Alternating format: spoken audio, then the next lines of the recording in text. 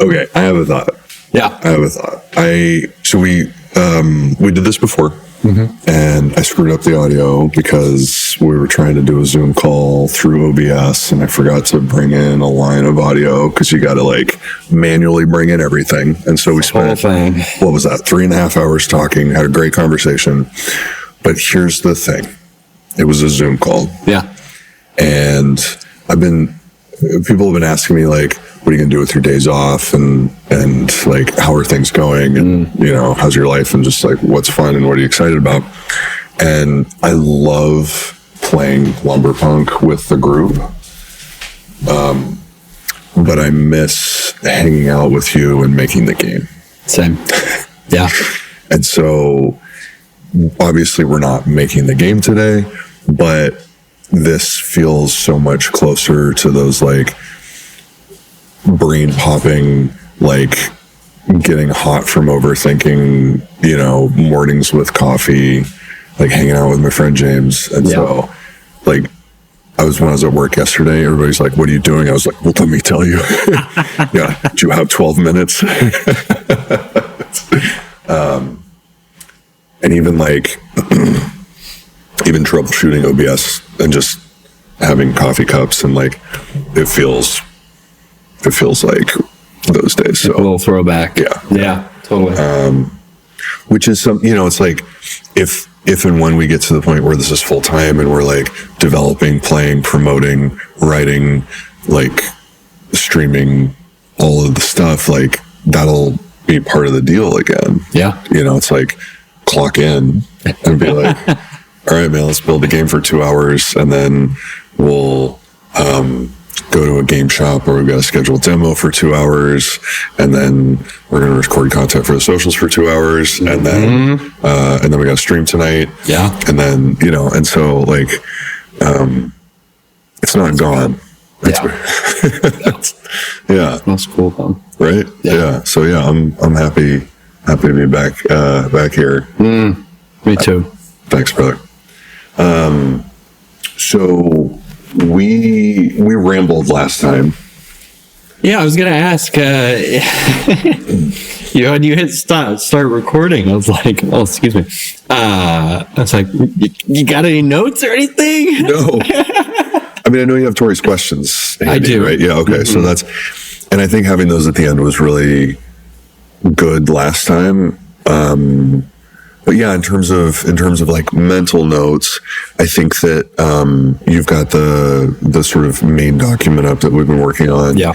And so I think that like, what is Lumberpunk? Why is it different? Why would people who enjoy the genre want to try this as opposed to the other systems that are out there and well established?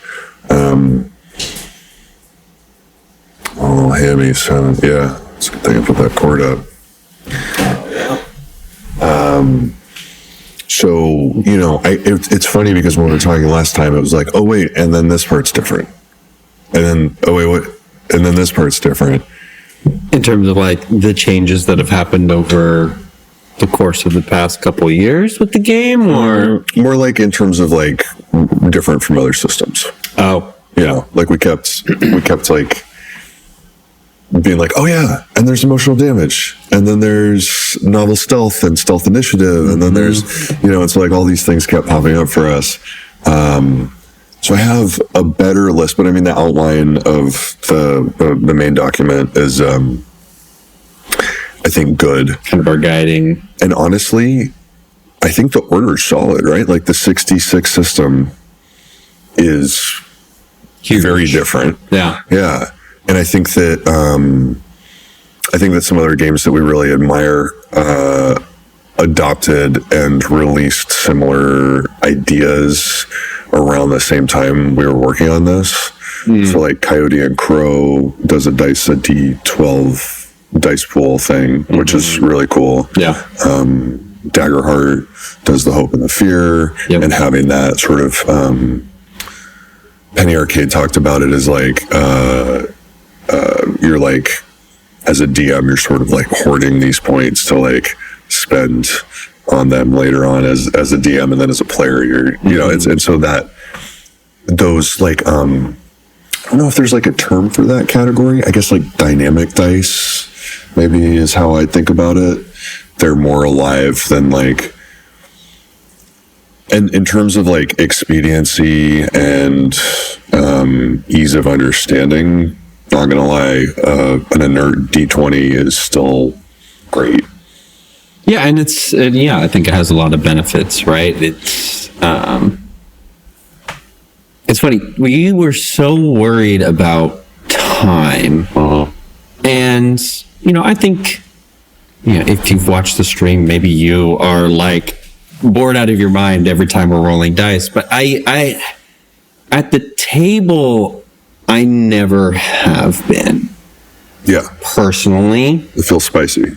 Yeah. Either I'm invested in the role or even like, if it's happening across the table and okay, I can't really see what's happening here. I'm not really helpful in terms of the role, even with new players. Yeah.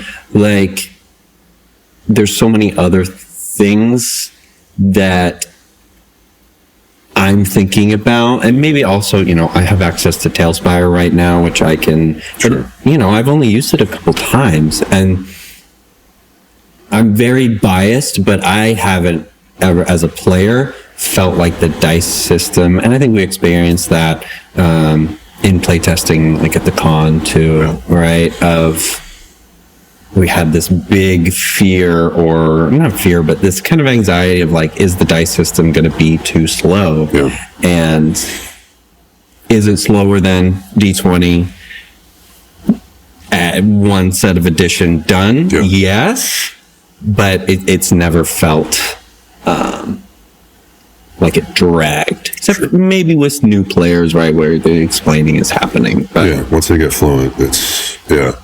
And you're talking about the con, so we went to Strategicon to demo the game, which was so much fun. So you DM'd one night, I DM'd one night, LD DM, whatever,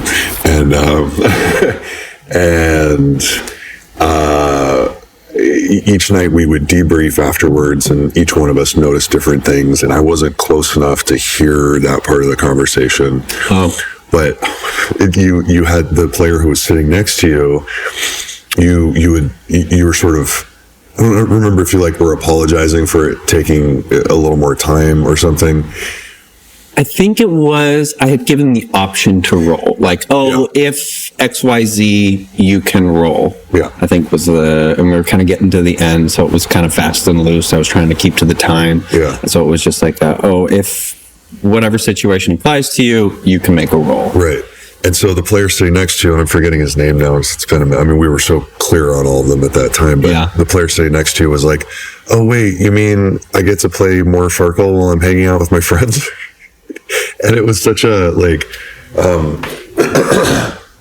it was such a perfect summary, I think, of like why we've had so much fun in a lot of ways. And so that brings up, we try not to use the F word too much for legal purposes, but the dice system is pretty closely based on, most people will be familiar with Farkle. Yeah. It's based on an old French sailor dice game called Mille Dix, which means 10,000.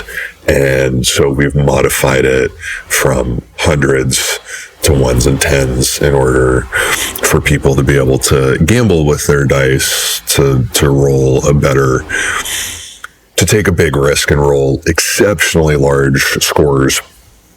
And so there are no criticals, right? Like you hit a zone. In the traditional sense. Yes. There's not an automatic success. Yes. But generally speaking, the zone of scoring is 0 to 30. An average roll with our system, since we've modified the ones, I think is like 6.5. Yeah. And so, but 0 to 30 with modifiers is sort of like the normal person everyday base range that we're looking at right now. And I think, you've been able to play with it in game so much more, and like all of our play testing was like PvP wargaming kind of a thing. And so I don't have the same sense of it at this point.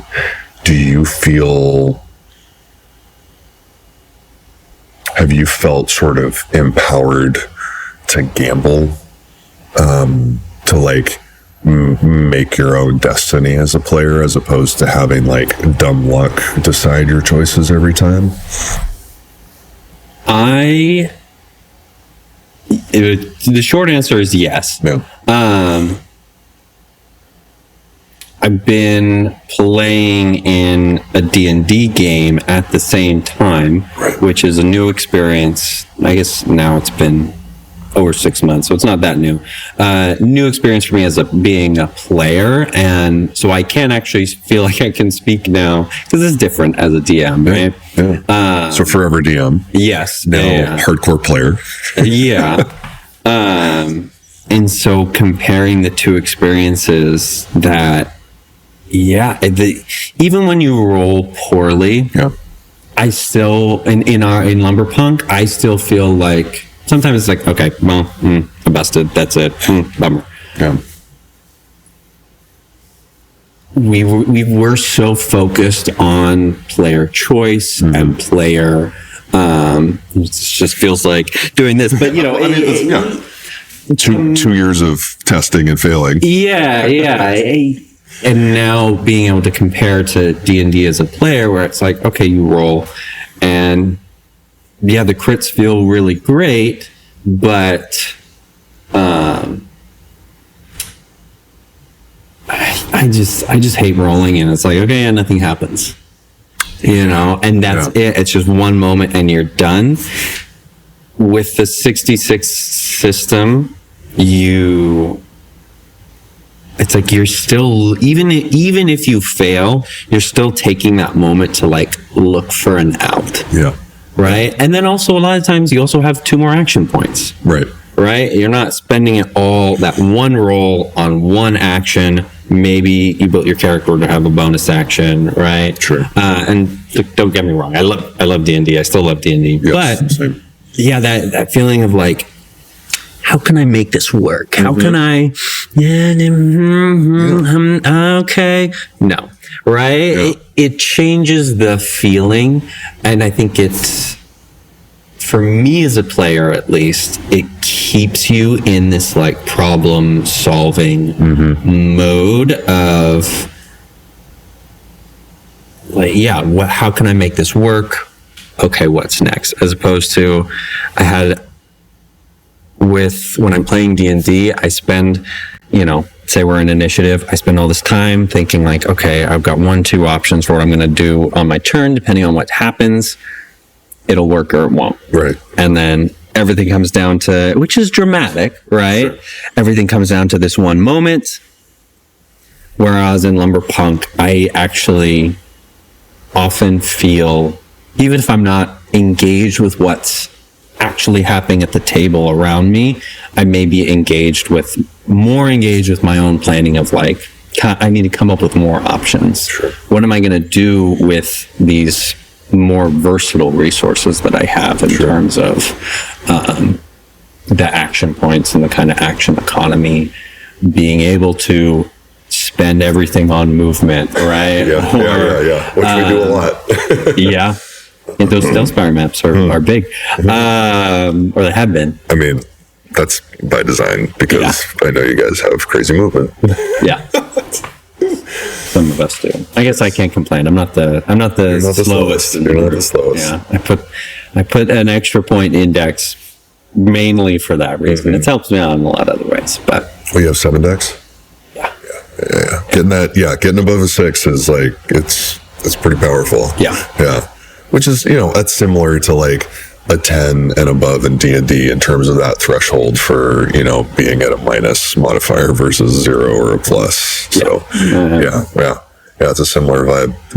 And then you mentioned the action points, and I know I'm getting ahead of. No, but I think that's a good segue, right? Yeah. Like, I think that it seems like, I mean, the last thing I want to say about the dice system is our very first test at your house, and just so the first version of the dice system had sort of limitless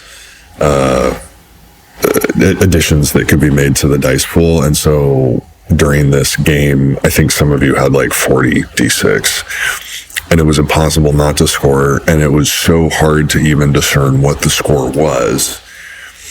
And also, I bought a 200 pack of chiclet-sized micrometer dice that Tori loves still, even though they're so silly. And it just... from that to like this really clean, easy to figure out intent, like when Joy played, and she's hoping to come back, so let's looking forward to that. When she played, the way I taught her, she came over and we had coffee, and I just sat down and I said, all right, we're going to play 10,000. Yeah. And that was it. We're not even playing Lumberpunk right now. We're just playing 10,000. And did you do it like with the hundreds and fifties, or do you do it with ones and well, fives? it's like, I'm just curious. Yeah, like let's play to 100. Yeah, Lumberpunk style. Yeah. And she smoked me, and it was great. And so that was like that was a fun way to be like, there's games within games, and this is once this clicks, you've got the foundation to understand the weird math of rizzing and healing and the 2-roll skill checks that we're going to dive into a little bit later. So yeah, I think, the dice system feels good. Feels like it's doing what it's supposed to. We had our nice segue, but that did bring up a follow-up question, actually. That's really related to 66. You mentioned how so much of our playtesting was really PvP, wargaming style, just like taking lumberjacks and sheriffs and putting them against each other, right? Having a great time. What has your experience been like? And you've had to do a lot of it solo, just with me being a player, and then you're playing things close to the chest, which I appreciate. But your experience now building more monsters, and I think for the kind of really game mechanic oriented people, like I think it's worth mentioning, like our system doesn't have bounded accuracy, right? And so when you roll, we talked about failing a fair amount, but also you can go, there's no limit, you can keep rolling, right? That's the other side of gambling, is you're trying to get that rollover so you can pick up all 6 dice and roll again. And there's no limit on that. And so what has it been like for you designing these different, and we've talked some in general terms, right, leading up to different ones about different types of encounters, but what have you noticed or learned or realized in that process? Still a long way to go, and I think we'll codify that into something in a DM's guide that will be user-friendly and not just in our heads, because like, you were talking about, you made a really beautiful character creation short, two-page like design guide recently that like really made a big difference when I was helping Landon make his character, and Kyle and Danielle, right? And so those kinds of things, like, and we're still tweaking armor class, right? Like, we've basically been fudging armor class and being like 10 to 15 is sort of where a level 1 character sits. We haven't figured out quite how physical armor works officially, and so we've just been like, oh, okay, so you have a durability of 2, all right, let's give you 10 armor to get you to 12. So there's some things like that we're still fiddling with, and I think monsters are similar, and so there's like, I mean, we've played for those watching session 0, we recorded, but we had major audio issues, and so that was the inciting incident where there was a terrorist attack on Pacifica. There was a clear cut that was ambiguously designed to maybe drive the green line value down, but also to make a statement against Pacifica. and the intentions behind it are unclear, but it was a devastating, 9/11 level attack on this green country. And then that got DTF, Defend the Forest, into the spotlight. And they became, the go-to for a lot of these missions that may or may not be related to each other. So that, because we have yeah, as a player. So that session we weren't able to publish because the audio was so bad, and that was just a technical thing with hooking up, 8-10 peripherals on a single USB bus without power. And as is, of course, tradition. Bad audio at the beginning. Bad audio at the beginning, always and forever. And so all of that to say that in that first episode, you guys fought peers. It was essentially like what we had been doing in the wargaming situation. And the economy of that with the big A action point 3 per player setup that we have was time consuming.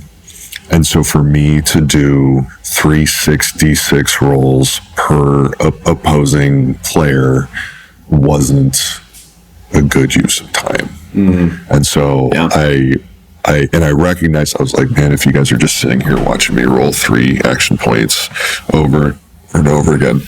So I try to do a lot of pre-rolls if I can. Yeah. But I think that what I discovered in that is having and you mentioned the wargaming. So we built the game almost from the beginning to play as a TTRPG, but also to play as a tactical combat PvP tournament style game in the vein of Kill Team.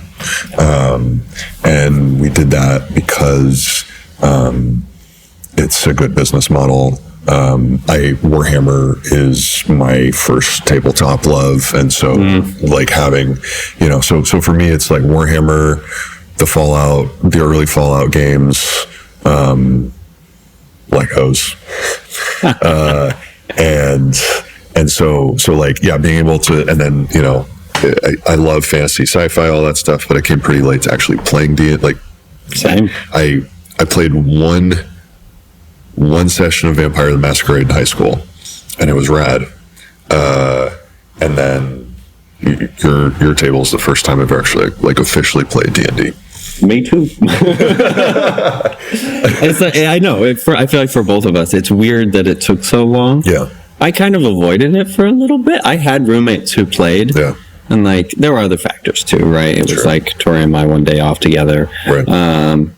But yeah, it's like, how did we not? Yeah, it's we were born for it, man. Yeah. Which is crazy, but whatever. Like, what are those inspirational things about like getting after your dreams? There's no set age. But yeah, all of that to say that I think in terms of how I'm thinking about monsters right now, there's a few gleanings that I'm sort of cooking with. Thanks, brother. So one is, I think the Fishmen, controversial or not, were really successful. And so I think that wave of like low value, low damage, seemingly insignificant targets at first.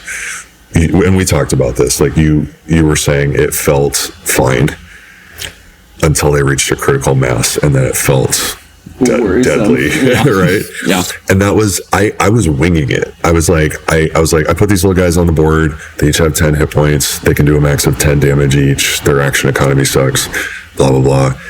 And I was also doing a shorthand roll where like a 5 or a 6 hit. So I wasn't doing like the full 66 gambling system because that would have taken forever. Yeah. And so personally, I thought that might have been our most interesting combat.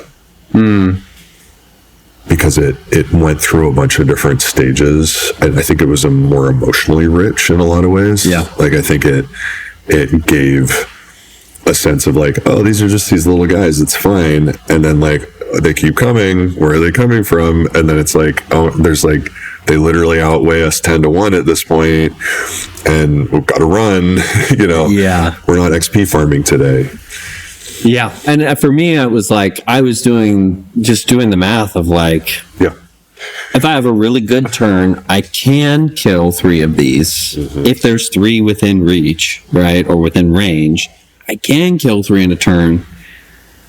PR's rolling 5 or 6 new ones every single turn, so it was that realization for me of like, okay, this is gonna be a no-win scenario. Yeah. And I think I don't know, like some people might call that metagaming, but I think it's also just like in character terms, it's just like, oh, there's a lot coming. Your character would do that. Yeah. You didn't know what their stat blocks were. You were just kind of figuring out as like, you shoot one and it pops and you're like, oh, okay, cool. Like they're kind of squishy, but there's a lot of them. There's a lot of these guys. Yeah. So So I think that was really fun, and I'm definitely gonna. I think we should, collaborate and find like a few variants on how LDs can roll depending on the situation. So like one like 6 AP spider tank monster machine, maybe just roll the 66 system for that, right? Because it's high stakes. This is like a super powerful heavy hitter. That every one of those action points is like, this is going to matter. Super matters. Yeah. Versus like playing fast and loose with hordes. And then I think there is still a place for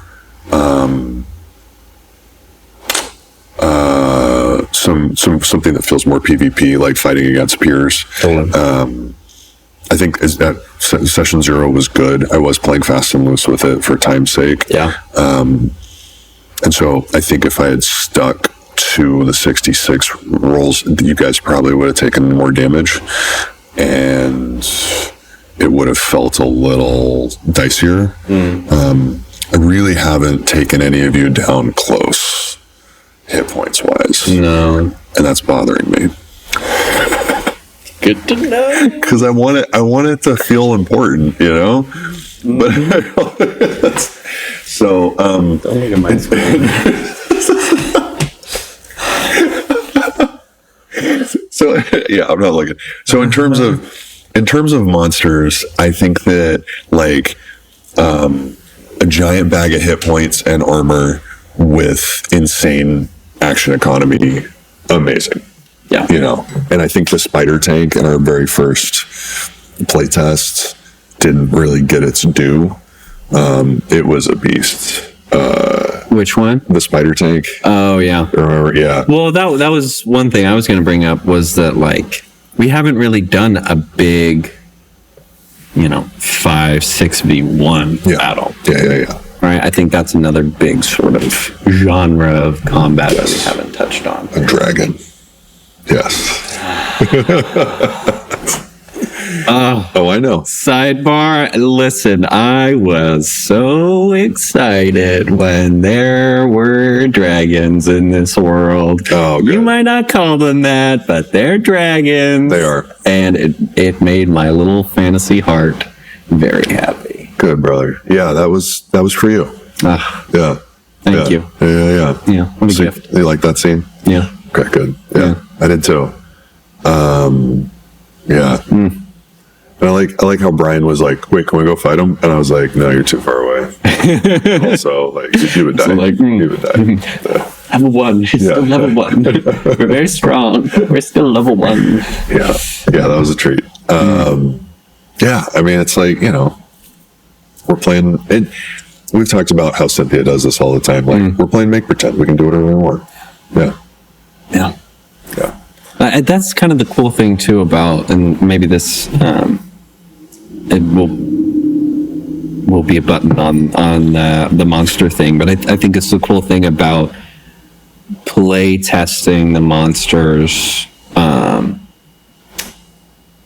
now in game is it's really hard to, I think, get that dynamic, which is just the two of us, but also you get to do the sort of, I forget where I read it or heard this, but just like, it was someone writing about TTRPGs and saying they were watching a kid running a game for their friends. It was like, oh, I noticed you ended the combat here. Like, it didn't seem like you were tracking hit points. And the kid was like, no, I ended it because combat wasn't fun anymore.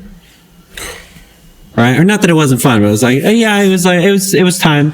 Yeah. You know, it was time. Like, I think that actually was it. It was like, yeah, it was like not fun. So it was time for them to win. Which, so cool. I am like, I don't want to mislead. Like, I'm a big proponent of like the rules. The rules exist so that our make pretend that everyone can have fun, right? It feels fair. That there's not the one kid who's like, who always has the bigger gun, right? Or the faster car or whatever it is. Yeah. That the rules exist for a reason, but there's also that, when you were talking about, I think, playing it fast and loose with the fishmen, right? Of like, let's just discover what is fun for everyone, and then look back and say, okay, yeah, let's do that. Which we did through a lot of the playtesting process, but now there's that whole other dynamic of having a full table of people, which is really cool. I think, dude, that idea about that kid is like hit on so many things that I think have been guiding principles for us. Like, I think that, like, you know, the idea of being able to use anything that you have, that's fun. Yeah. Right? If you can't use a bonus action because it's not applicable in this space and time, it feels bad. I am a paladin in your game, and I do that often, and I don't like it. You know what I mean? Let's talk about that now that we're hopefully getting back. Yeah. It feels like a vestigial limb, you know, like it just, and so there's that, but there's also, you know, there's like the endless conversations about the rule of cool. And I think, was it Brendan Mulligan was interviewing somebody, and he was talking about, the guy was like, no, screw the rule of cool, play by the rules. I think what you said may supersede all of these other ideas, which is, are we having fun? And really, it is our job as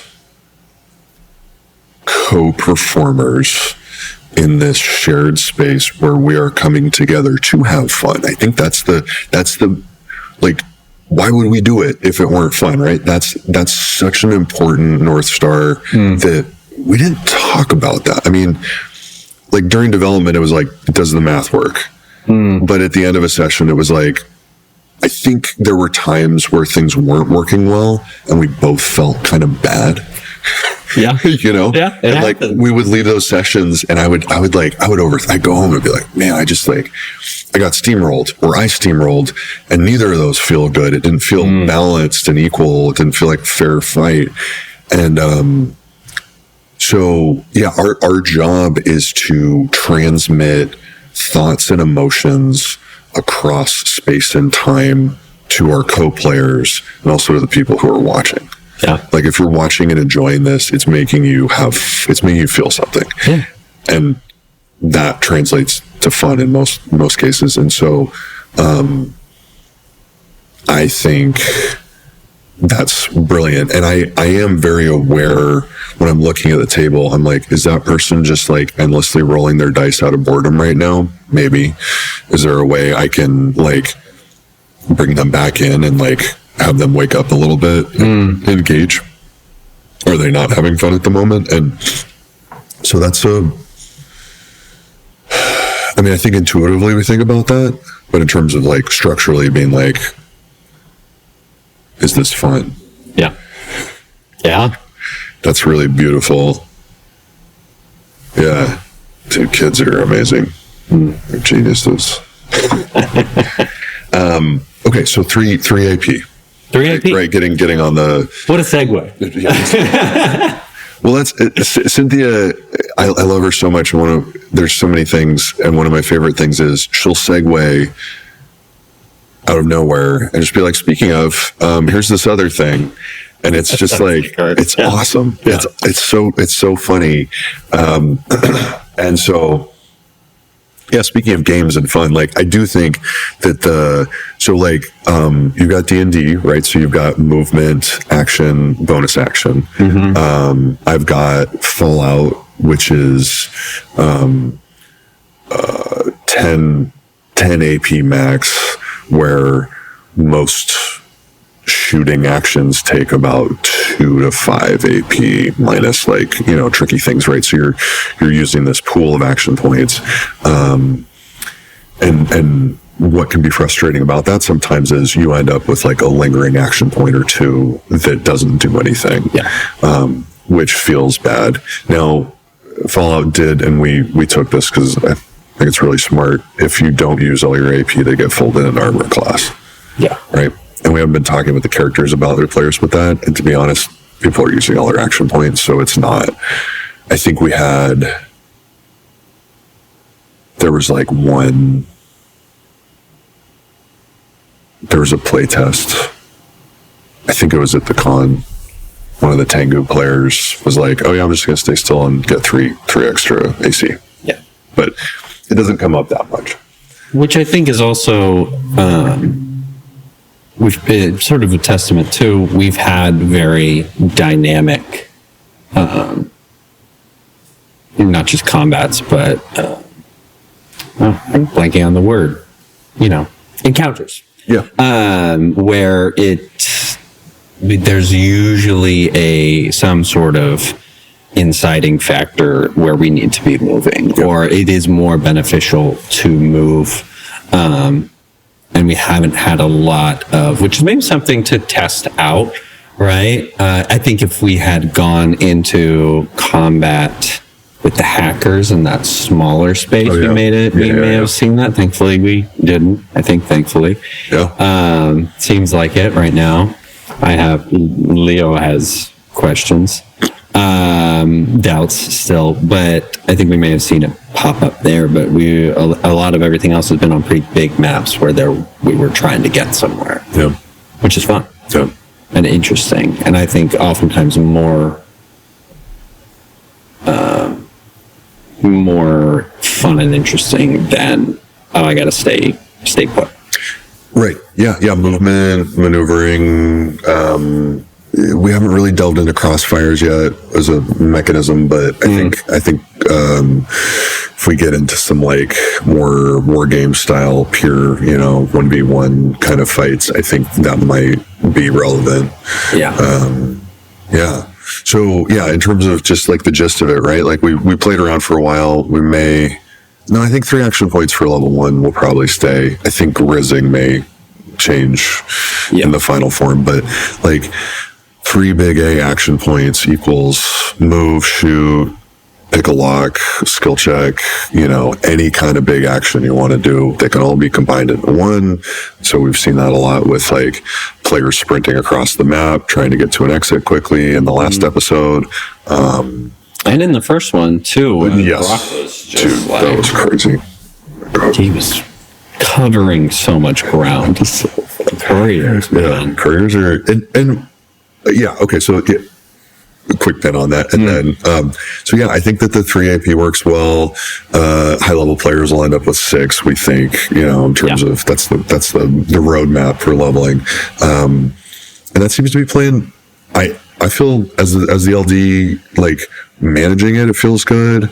I do have to build bigger maps, but that's easy to do in Tailspire. Way harder to do on a gridded piece of paper with a 1-inch mini. Yeah, that's true. And maybe something to consider, but also, maybe it's something for you to consider with building maps of getting us into more constrained spaces. Yeah. And that does bring up the splitting a movement and taking an action and then finishing the movement, right? So like one of the things, because another North Star for me, hero clicks, which is just another collectible card game version of Kill Team, with superheroes, and one of the more iconic tournament winning combos was this super powerful Superman who could fly out from cover, take a shot, and then fly back under cover and never be exposed to return fire.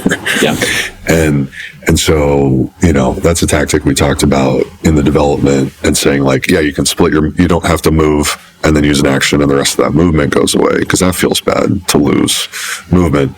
And I think there's a case to be made for like, a cowboy running across the street in town from the brothel to the supply store and doing like 2 fan gun shots as he's running and then diving under cover again. And that's cinematic as fuck. And so, like, that's fun. And that's in the rules. That's not a rule of cool. That's just abiding by.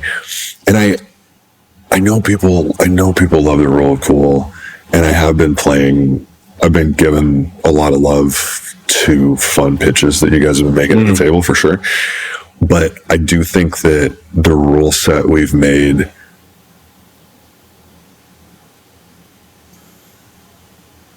we talked a lot about like, do the rules like when we made the making mechanism, the number one goal in mind was, can we create a structure for creative play for making something fantastic from scratch or from materials at hand? It was instead of saying like, we were trying to enable make pretend with math in a structured way that didn't feel like we were rewarding people for pushing the limits of what the rules allowed. We wanted the rules to be big enough to let the imagination play freely within that structure. And so I think I forget that guy's name in that interview, but I think I'm with him in terms of saying like, if you really have a good rule set and creative players, the rule of cool never has to come into play. Because you can say, you want to build a laser from that ruby you stole plus this lantern you have? That's fine. Here's the math in order to make that happen. It's almost impossible, but if you roll just so, it will work. And that's like, it's giving, I don't know if it's giving a bigger sandbox, but it's giving more like tools in the sandbox. Yes. Yeah. Absolutely. Yeah. That's a great analogy. Thanks. Yeah. So it's a really good analogy. The more I speak about it, thanks, brother. There's only so much you can build with your bare hands, but if you have a shovel, you can do a little bit more. If you have a mold, you can do even more. Right? If you have some water, right? It's like you're adding these tools in, and that enable your creativity so much more. Yeah. So that's our job, is to like find the places where people are playing fast and loose and create a system for it. Yeah. And it's a system that can be implemented at the table without stopping for 5 minutes. Yeah. Right. And that is also the nature of fiddly trades. Yeah. Like I love it. Joy's never role played before. She's like, I want to be a maker. And I was like, okay, it's really complicated. Yeah. And then she rolled we didn't get into the primes and evens and odds. That was the only thing that we didn't use from the making system that we built. But she rolled gangbusters to make those lasers for you guys. So I was like, so let's just go let it. I'm not even gonna, that was crazy. I don't think the lasers have even been used yet. Have they been used in combat? No, Tori used her Sterling instead of a laser because it's silenced. Yeah. Does the laser make much noise? I haven't looked at the table. I kind of think they're pretty quiet. It might be, but I don't think the table reflects it at the moment. I think it has a silent score. I built it for all of them.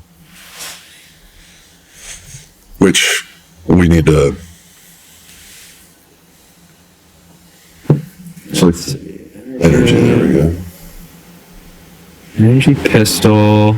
Quiet is... Oh, so quiet is -3. I think what I was looking at... Oh, it's the lightning, not the laser. Oh, that's laser's -1. -1. Okay, so pretty quiet. Yeah. Yeah. Because the Sterling has an actual note that it's silenced. Yeah.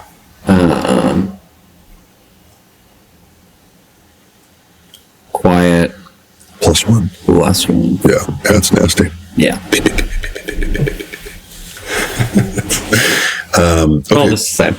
What's that? I was just saying all this to say. Yeah. I didn't have an ending though. Okay, so we got big A action points. I think that's distinct. Yeah. What else are we looking at in the maybe in the outline in terms of... This is probably unrelated, but what was it that Brock was saying about something was very similar to the new Cosmere RPG? I don't know what that was. It might be on stream. I don't remember. It's evading me. Yeah. Yeah. Yeah, I remember him mentioning that. Let's see, combat. None of that is striking me as super novel right now. Most of those are pretty, like held actions, shooting. There's something you mentioned with skill checks, but I don't remember what it was. It was pretty early on. I just said pick a lock in terms of skill checks. You know? I think I was just talking about the action points. Shit. What else do we have there? Oh, there we go. Emotional damage. I think that was one of our first... How did that? We were trying to solve for the troubadour. Right. Basically, why do they exist? Yeah. Because we wanted a bard. Yeah. And so I was like, well, why do they exist? And we made a whole system that defects the whole game to give ourselves a bard class. Yeah. But it works. It's fun. It is fun. It's got a lot of funny words too. Emotional damage, rizzing, de-rizzing. De-riz. We got a note at the playtest. They were like, "Are you really going to use rizzing in your official document?" And we were like, "Yeah." And he was like, Yeah. I remember that.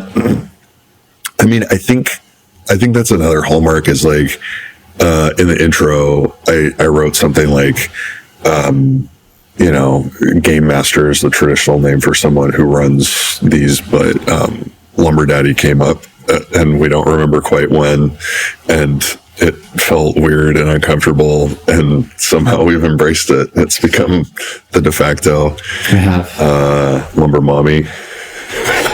It's an awkward embrace at times. It's kind of at arm's length. Oh my gosh. It's actually, I went to hug a friend recently and she's awkward. And so we blame it on her.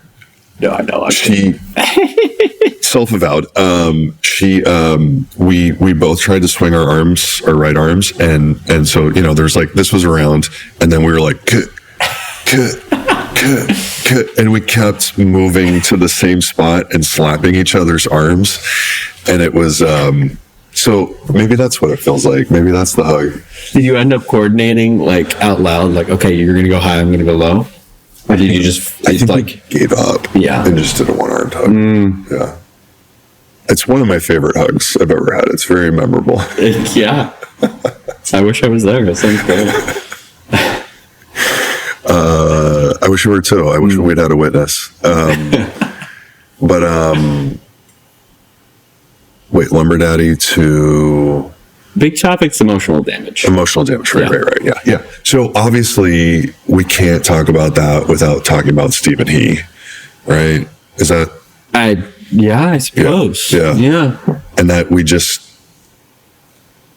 I mean, the talk was like, why is there a painter on the battlefield? Yeah. Or why is there a dude with an electric guitar, or a sculptor, or a graffiti artist, or a DJ, or like whatever, you know?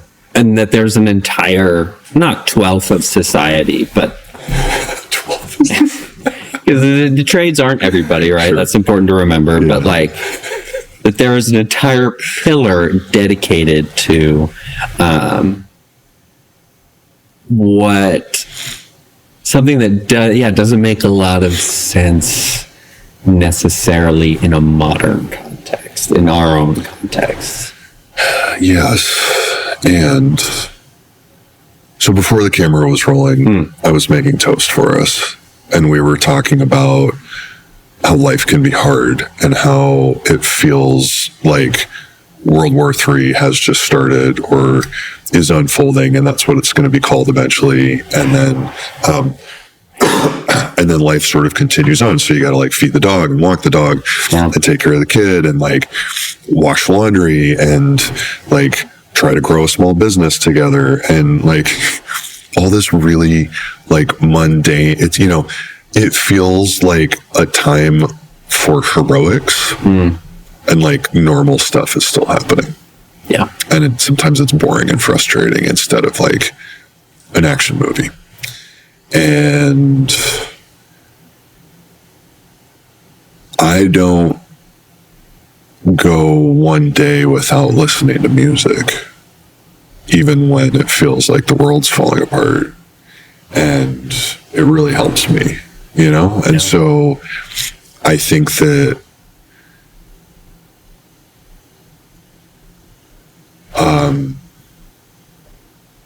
like I've heard people talk about like judging someone's character by whether or not you would choose to spend time in a foxhole with them. And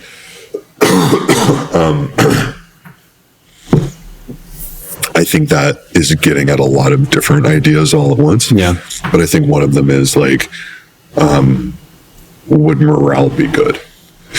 Yeah. And is this person calm under pressure and maybe entertaining and good at bringing you back up when you're low?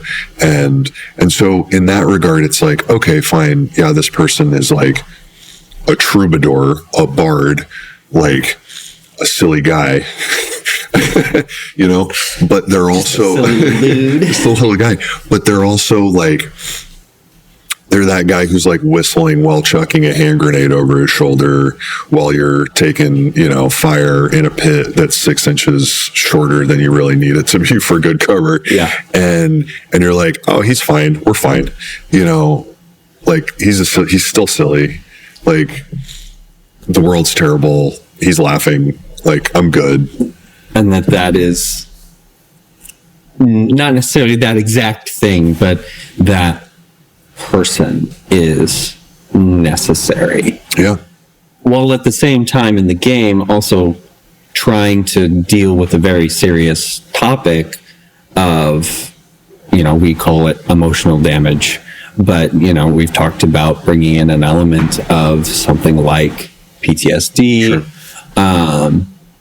and how to deal with the fact that yes, the world can be terrible, but also combat is always terrible, right? And that, you know, there is a heroism in that, but there's also this sort of, difficult topic of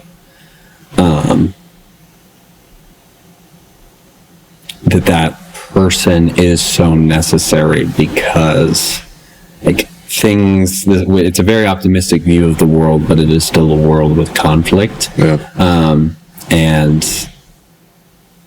that violence has a cost. Yeah. I had a mentor in college who was the head of the outdoor program at our school. And, you know, I was a mountain guide for a long time. And so I spent a lot of time with him. He ran a bunch of different trainings and, you know, was like, instrumental in me working at Outward Bound and all of those things. And we went on a weekend backcountry ski trip one time, and the van slid off the road and got stuck in the snow in a ditch. And so he and I jumped out to give it a push, and we're just going to give it the old college try to get it out of there. And it's like blowing snow. It's cold. And he just started singing Eye of the Tiger when we started pushing on the van.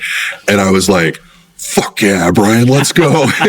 And we pushed it out of the ditch and we started running along, and it finally got back into the road, and then we hopped back in, and then he was just like sitting there, just kind of quiet.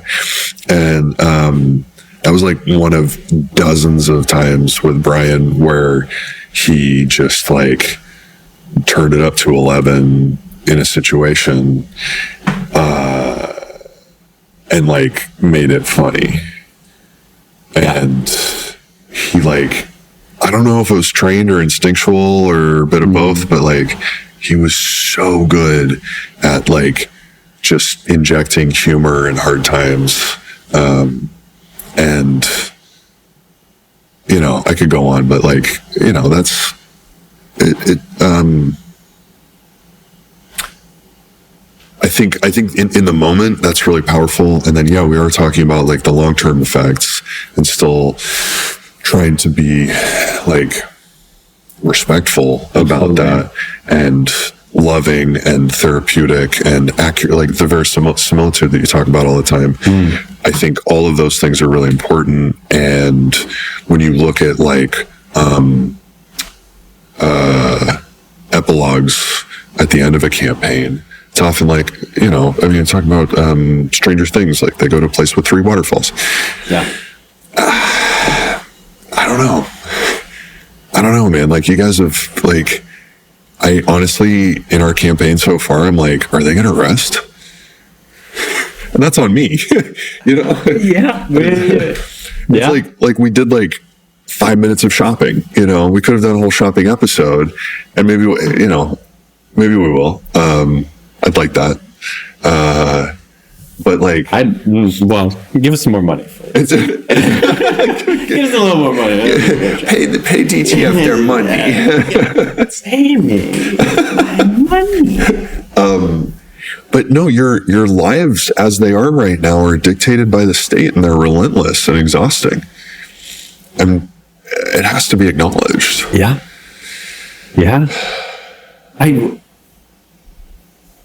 I didn't plan for Leo to be cool. I think it tracks, but I didn't know going in just like how cynical about the state that he is. And I think part of it is maybe that like academic outsider thing. It's probably a good amount of what's going on in the world right now in 2026, living in the United States. But I didn't plan on that, but it's really true. And it does feel like, we've had those moments, like the moment where, I guess this was a moment where everyone else was pretty cynical, and Leo was like, no, that's not what's happening. What's the Colonel's name? Is he Wolverine? Yeah. Finder and killer of enemies. Yes. Colonel Finder and killer of enemies. What? That's how his name translates. Oh, that's right. He's the Colonel because, everybody calls him the Colonel because his name's hard to say. So when everyone thought that he had gone off and killed Calabasas. And that's us as the players discovering the world that we live in.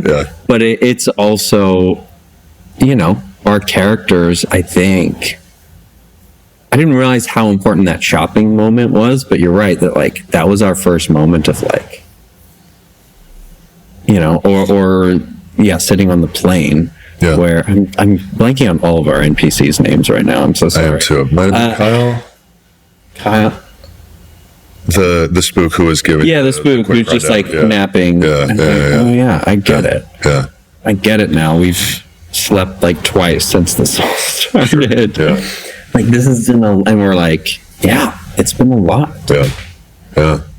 And it is their World War, whatever we're on in world, but with the tree cutting, like that was a similar moment. I'm kind of rambling now. I'm not gonna land the plane, I don't think. Well, we're talking about emotional damage. Yeah. And PTSD. Yeah. Yeah. And then, yeah, it's exhausting, right? And so, like, even just thinking about, like, I sit back and I'm like, man, how could I just, like, give them a shopping episode or, like, hanging out in the hot springs episode or, like, something, like, and I think that comes back to the troubadours. Like, why would you live this life if there weren't something worth living for? Like, you have to have something that makes you feel okay or happy every once in a while, or it's a video game, it's art, music, time with friends, like a comedy show, a play, like making a sculpture, coloring wood, sorry, color. Like there's not to like self-aggrandize like the art that we're making, but like I don't know who said it, but someone was like, if you look at people who don't need to work a non-artistic job for survival, they're always drawn to the arts, almost without exception. Like if the children of wealthy people become artists. And so I think that says something really deep about our souls. And so I think that we joke around a lot about the troubadour being a silly little guy, but that silly little guy might be the heart of it all too, Yeah. Yeah. No. Now I'm imagining like part of troubadour training is probably not just, I think part of why it feels silly, like even though it's so hard it's really hard to role play those moments, right? Yeah. Of like the eye of the tiger thing, because it's just so specific and it's so random, and it is like a moment of inspiration, right? To kind of, use another system. But like, it's hard to quantify what makes that work. Yeah. And what doesn't. It's because it's like comedy, right? Yeah. It's like it works or it doesn't, and you don't always know. But now I'm imagining that part of their training would probably be like not just how to do that and find what works for everyone in your team, but also like how to do a pottery class. Sure. Right? Of like, we're all gonna do this. Yep. Like, it's knit night, everyone, right? Or, that it is,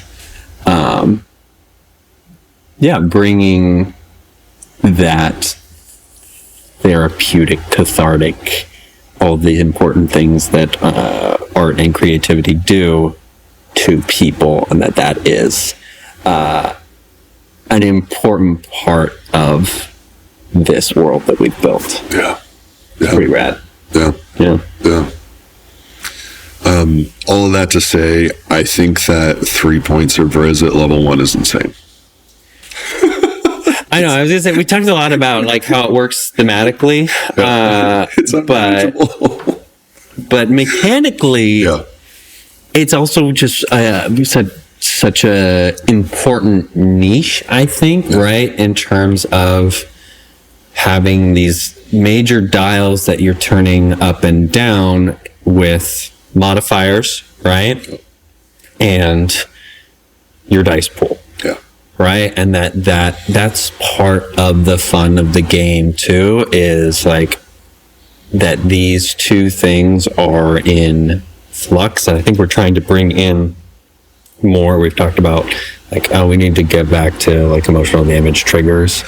Right, yeah, because you're getting Riz a lot, but you're not taking that much. We're not taking emotional damage. And that's one of my favorite parts of the game is like Also, I think having so many skills for a long time, I was like, this feels like too many. But as a player, now that I've sort of gotten to know, and we gave Brock a hard time for always saying like tech versus Mac, but to be able to be like, what if this is hacking?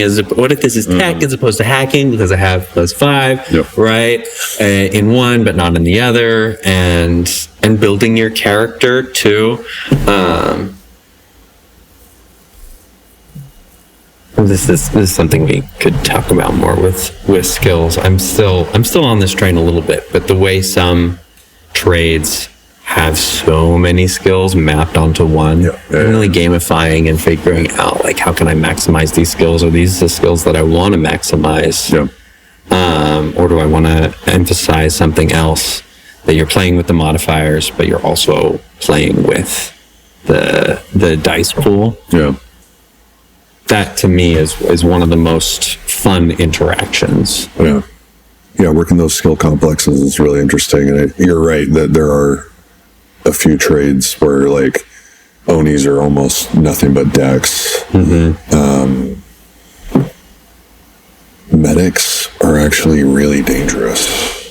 They're almost all book smarts, and so you can really game that hard if you're min-maxing a medic the right way.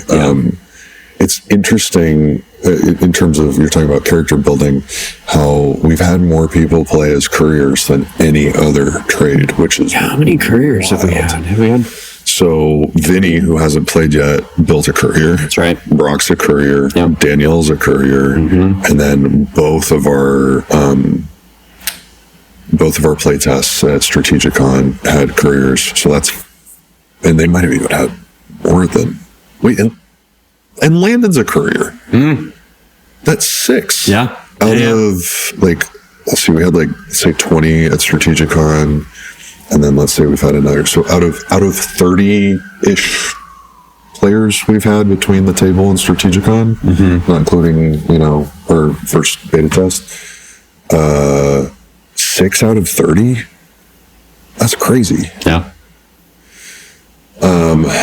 But I think it is a testament also to like when we were writing the trades, courier came up as something that I kind of like.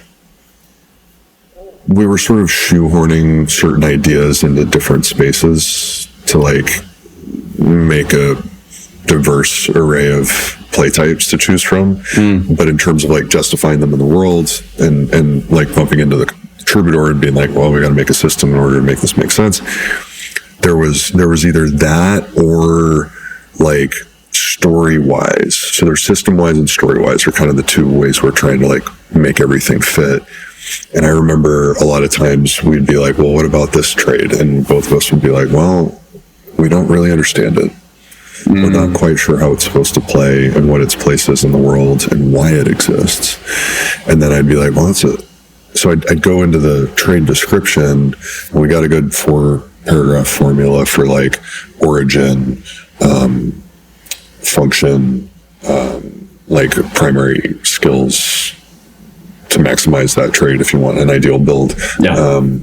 And I forget what the 4th paragraph was, but like looking at those and then like writing little origin stories. And honestly, the origin story for the courier is rad with the war. It's not the Alaska war, but like whatever that historic combat was. And that courier, like, working their way all the way down through British Columbia in order to get back to Vancouver to relay, just like fighting and killing and dying and getting captured and coming back to life and blowing up their bike and like just absolute Wolverine, relentless, nasty. I think that story part of, it'd be interesting to ask all the players, like, why'd you pick courier?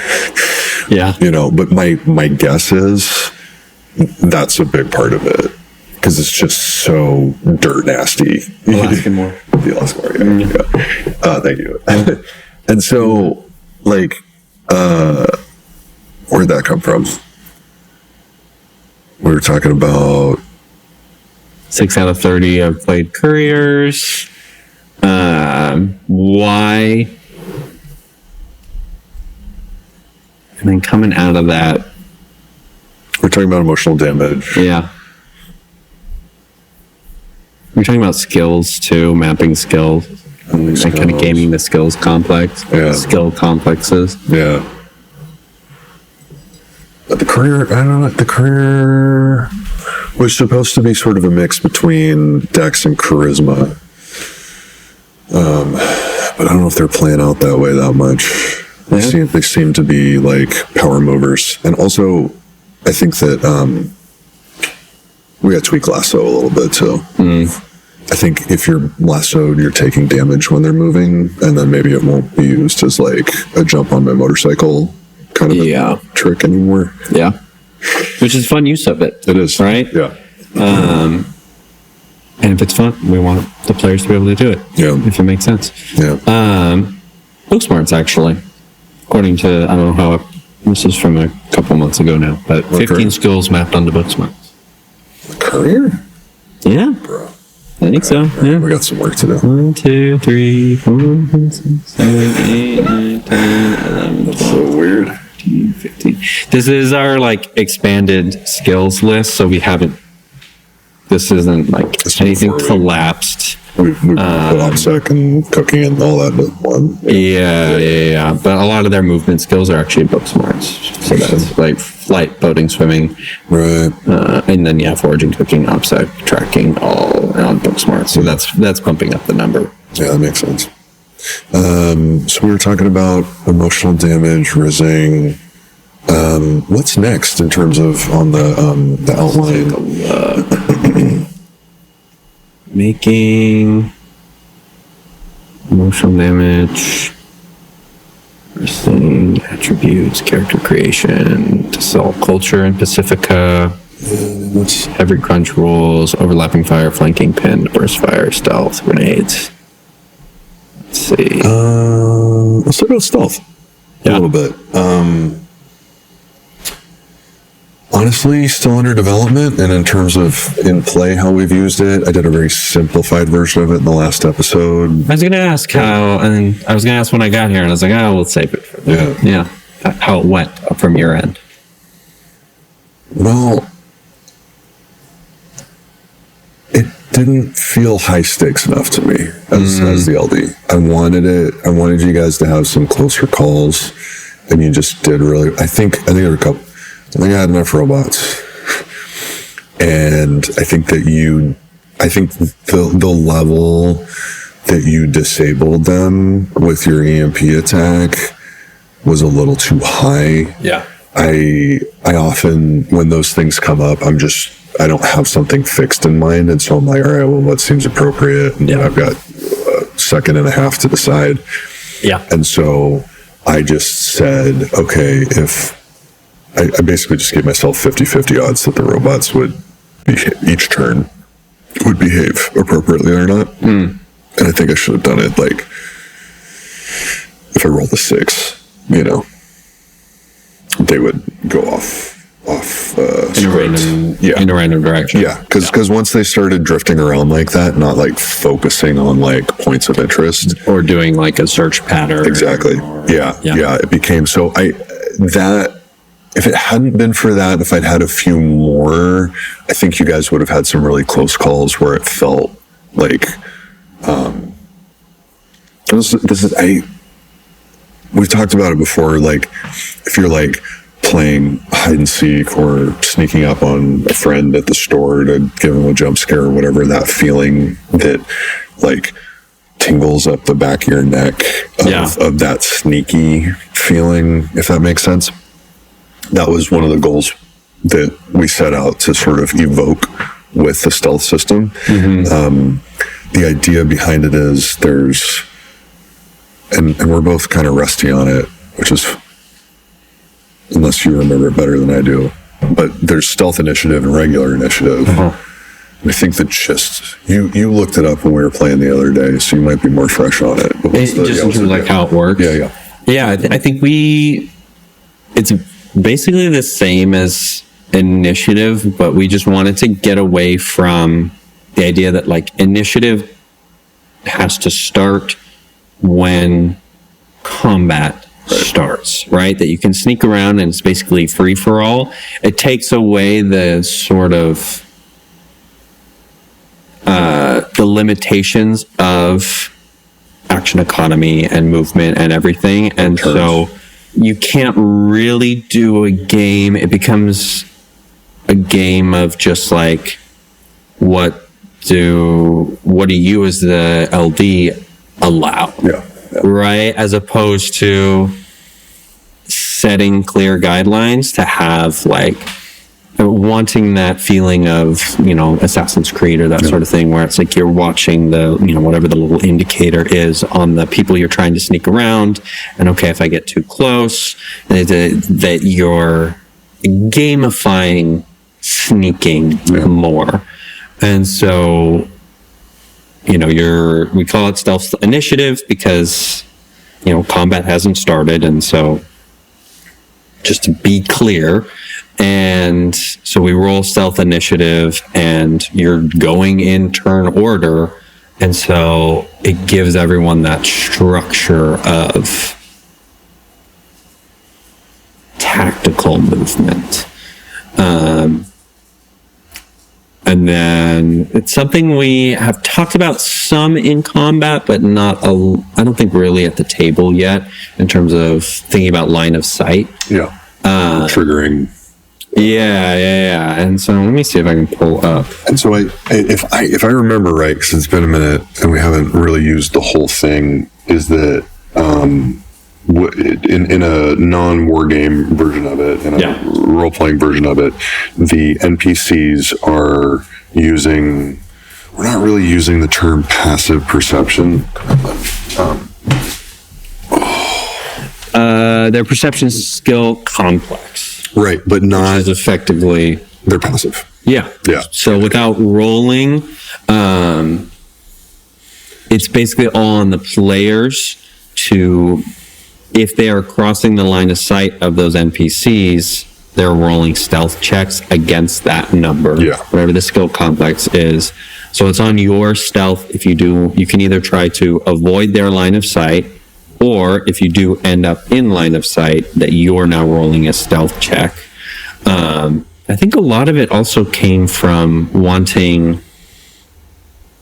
And this is something that we're still balancing, I think, as we figure out both with weapons. We talked about it some with armor, but stealth was the other big one where we wanted gear to be an important and balanced factor in terms of it's the other dial that you can play with. It's kind of in with the modifiers dial, right? But like there's the modifiers from your skill complex, but also gear being a really big part of your growth as a character. And how can we make those gains feel, say you invest, whether you're investing skill points or stat points, or you're investing green line money into gear, that either of those are going to feel worthwhile, and that there is a fun game mini game that you can play with stealth that it's like, oh, I'm getting to use this thing that I've invested in, and that there is a mechanical benefit to it, which I think we're also is still kind of in the works, right? With like benefits to attacking from stealth, doing a successful attack where you manage to stay hidden, right?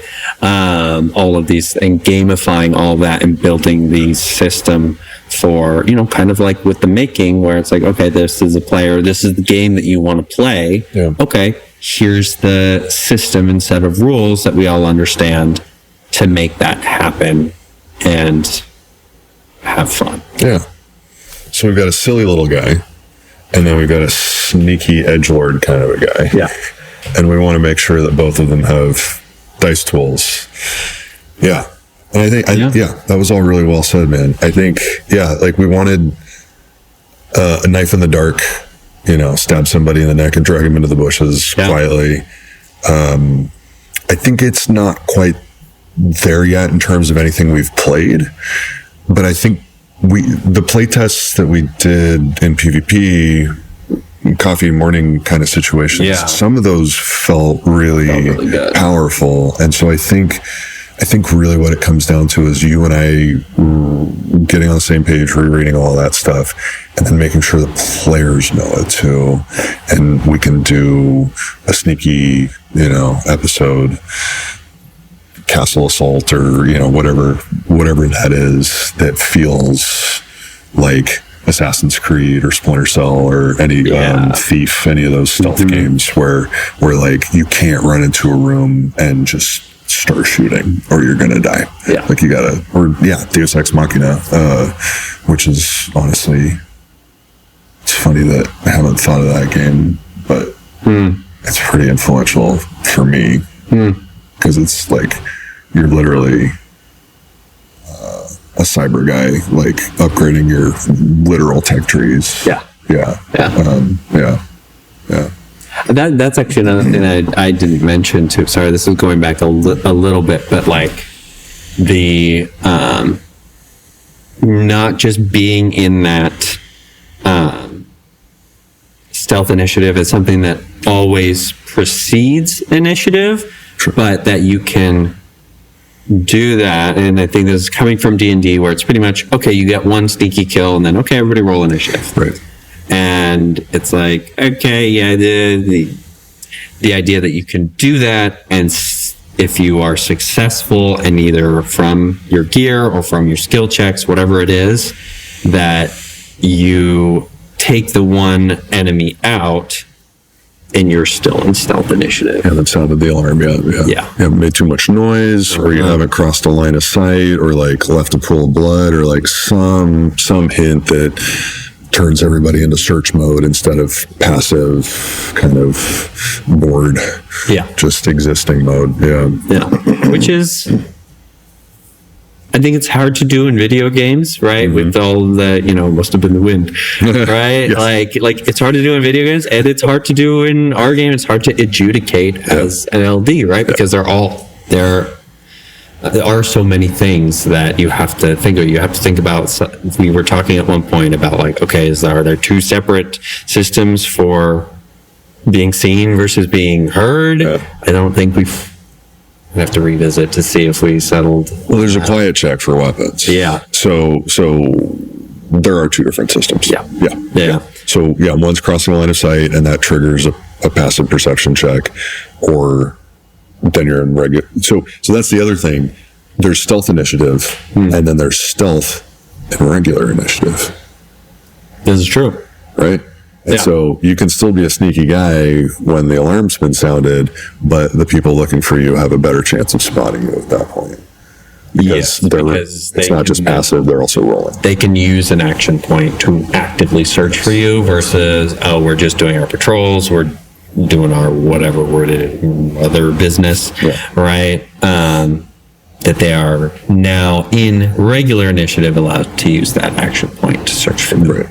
And in playtesting or PvP, that a lot of these things are informed by, so in a TTRPG where you have ideally a benevolent LD who's looking out for the fun of the players, and not me grinding them too hard.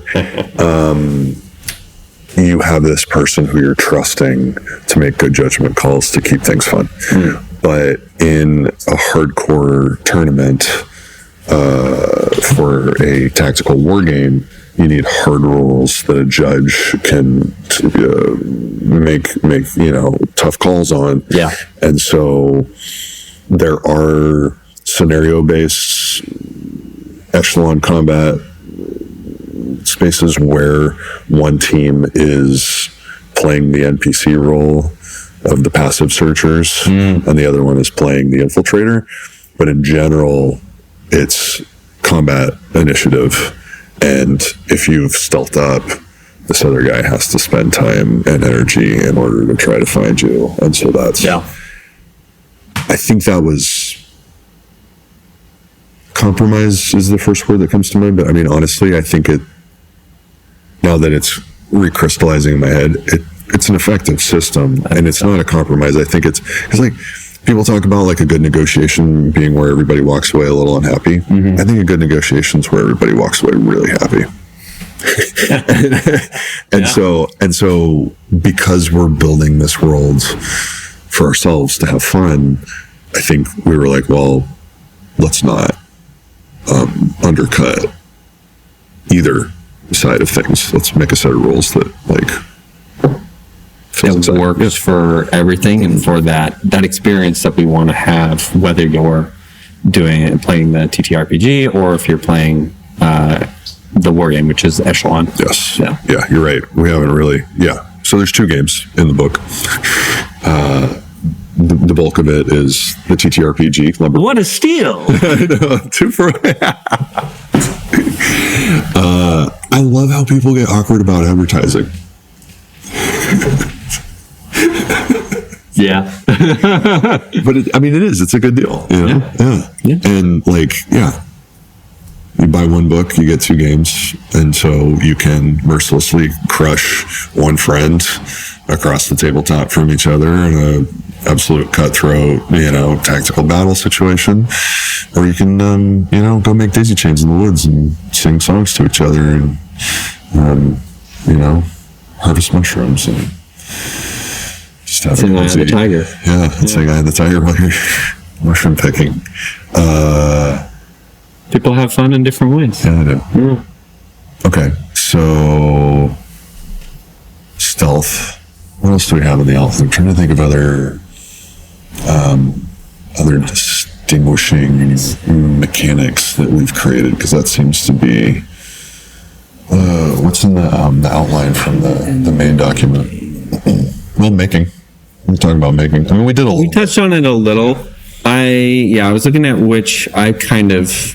There's some skills that I feel like, we built a system around this. Yeah. And I put it in the, I've been meaning to ask you about that. I put it in the character creation document. You did, yeah. Right?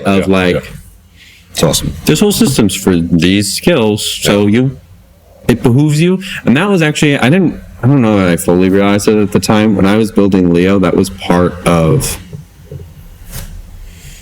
I just like building characters who can do a little bit of everything. Sure. But I think being able to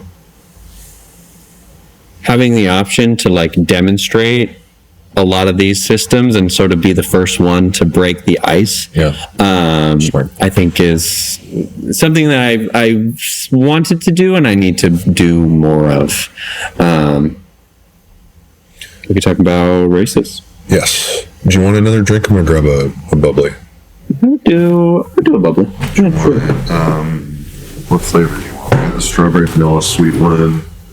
Got let's just step on the cord there. Style. How about the strawberry one, please?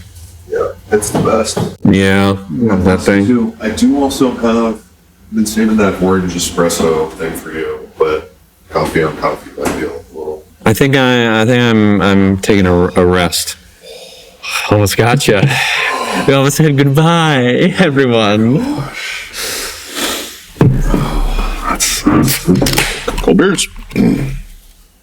Calling the boys.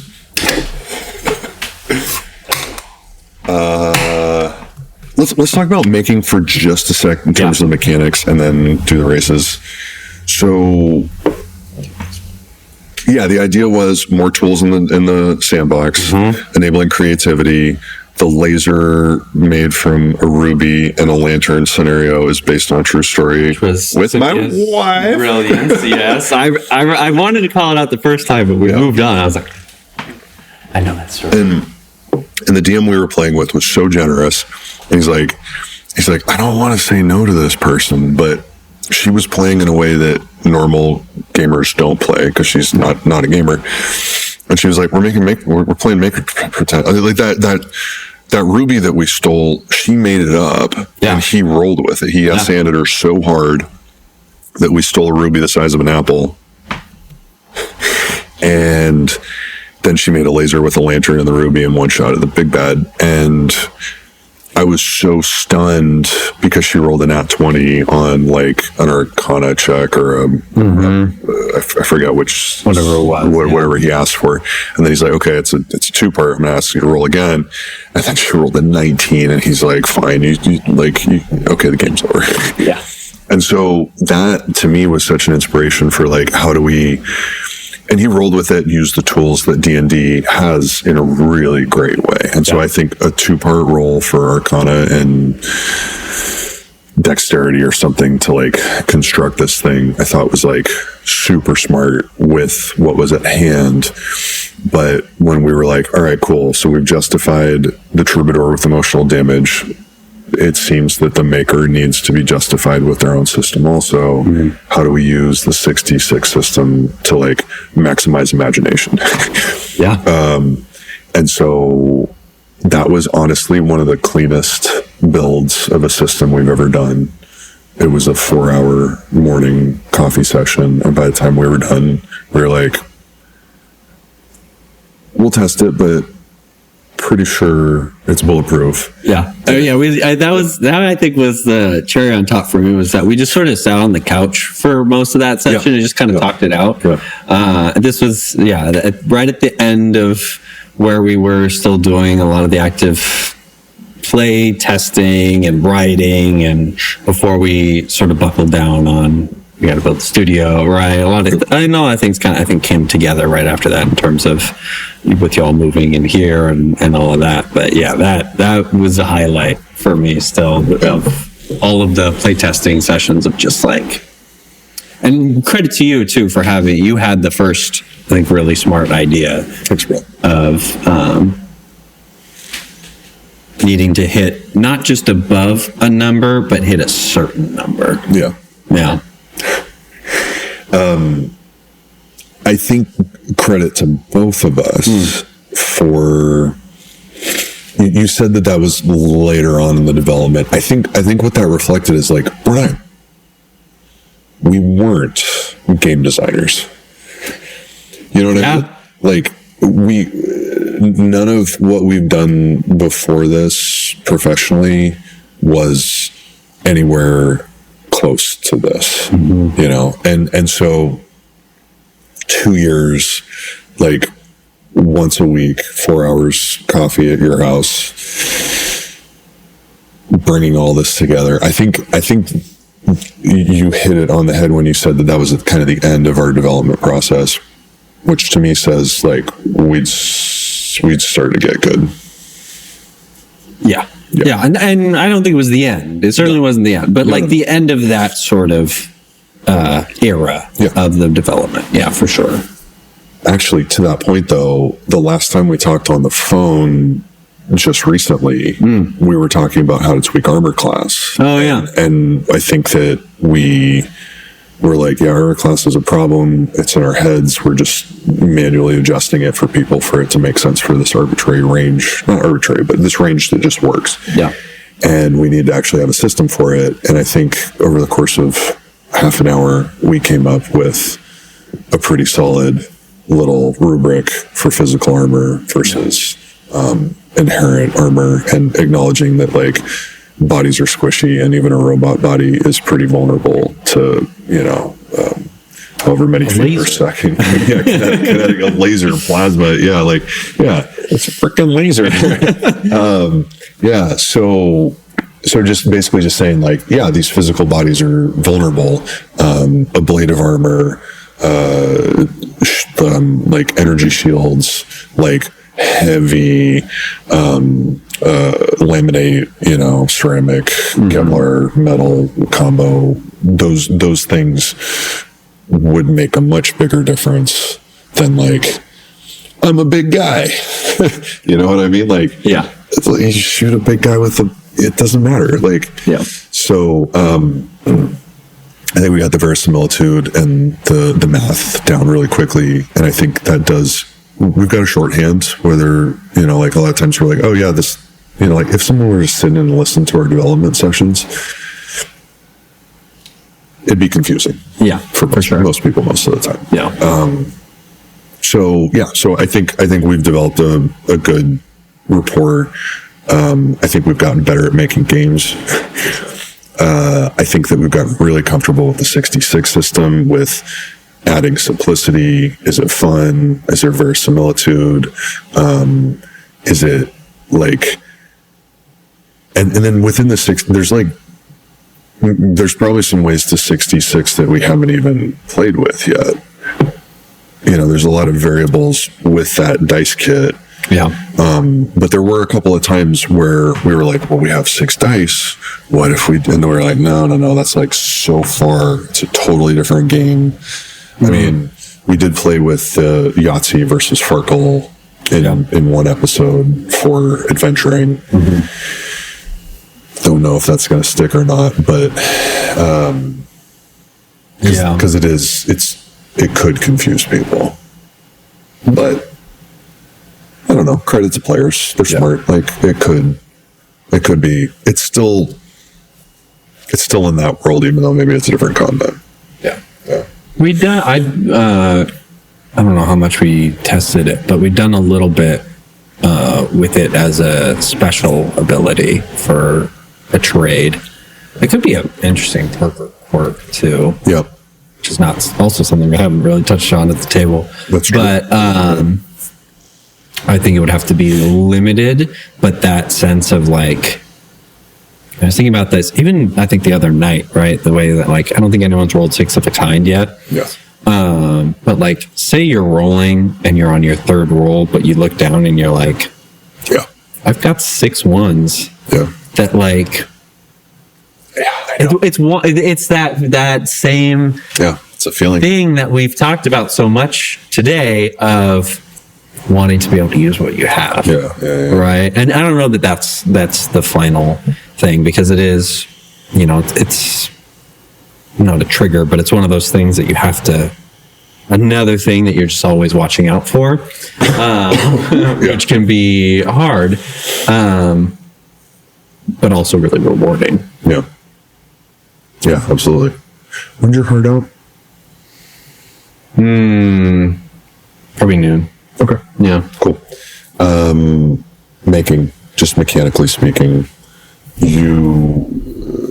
and this is fiddly, right? So we probably need to build some tables for it, but in terms of like the system, it's solid. So you're saying like how difficult is the build, and what materials do you have on hand in terms of raw materials, pre-constructed materials, and then also like a schematic.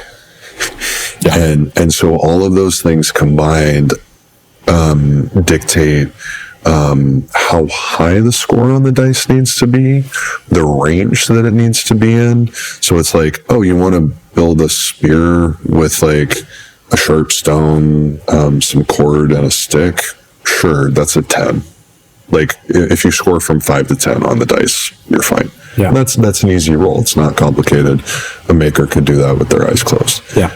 It's like, and then it's like, oh, you want to build a jet, and all you have is a Godforge, but no, well, even a God. I mean, that would make it way easier. But like, screw it. You want to build a jet, and you've got like a couple cars. It's like, sure, it's going to be a 31, and that's it. Like you have to hit a 31 on those, period. Yeah. Versus like you want to build a jet and you've got most of the parts, they're just not assembled.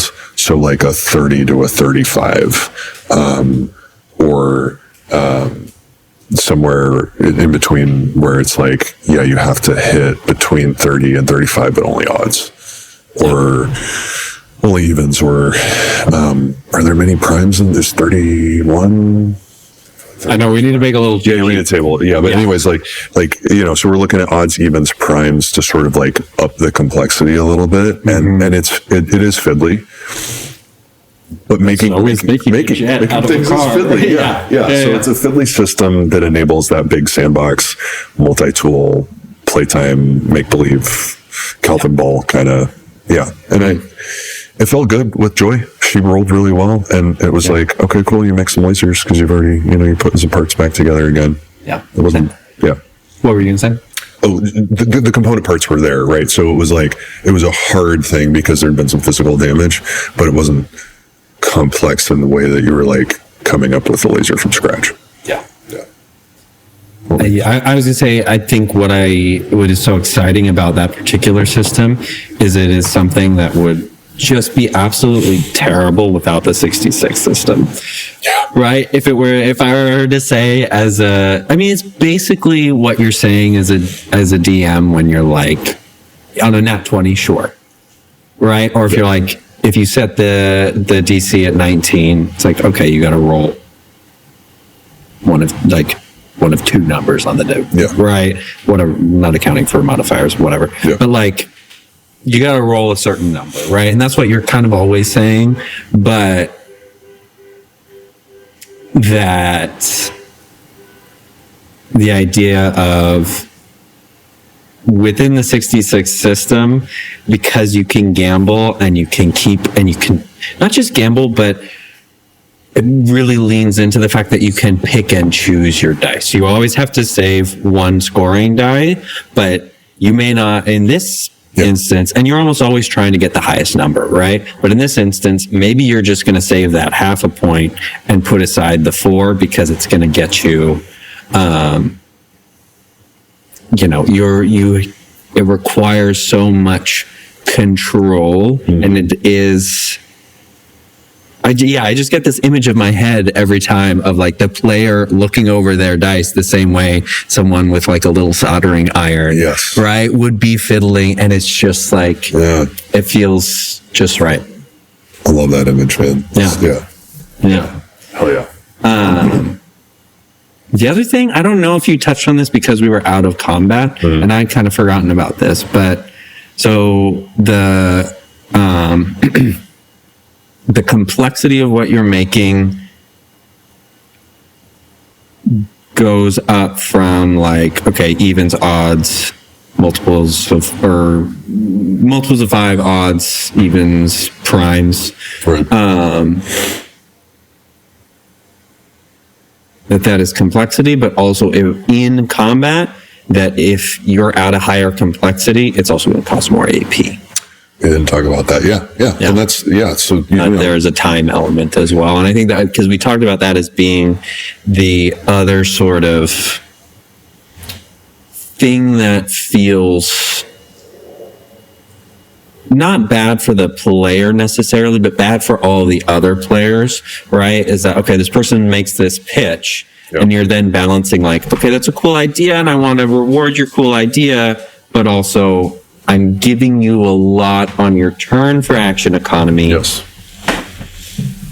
Everyone else is just getting their movement bonus action, right? Pew, pew. I built a jet. Yeah. And so we wanted to make sure that there was an intrinsic cost. And I think we were trying to add simplicity by saying like, I think our simplest one is just multiples of 5. Which we have to look at if that's actually mathematically easier to hit. It feels just right. An odd number. It does feel right. Because of all of our hands. But the multiples of 5, that it's going to be 1 AP. If you're shooting for odds, it's going to be 2 AP. Evens, 3 AP. And actually, for something as complex as primes, you need to have 4 AP. So at our level, you technically couldn't even attempt it the way it's written now. Which is interesting. We could revisit that as a maker. We have it, which is part of growth. Yeah. If that's what we land on, it could also be we allow those 3 AP to hold over. Yeah. Which is, I was playing pretty loose with that in the last episode too, in terms of like letting whole turns roll over. And I think like 1 AP as a held action makes more sense than all 3 for the next turn. With like, but anyways, that's a whole sidebar. So the making system I think is novel and fun and sort of empowering. Yeah. What else do we have? I want to make sure. So we're talking about races. Character, races. Flanking pins. Attributes that I feel like doesn't.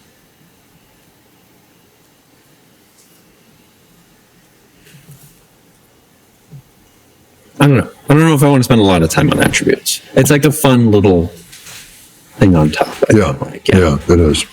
What else? Quirks, leveling, skill scores, gear, armor and weapons. What about Trades. Yeah, what about Tori's questions? Yeah.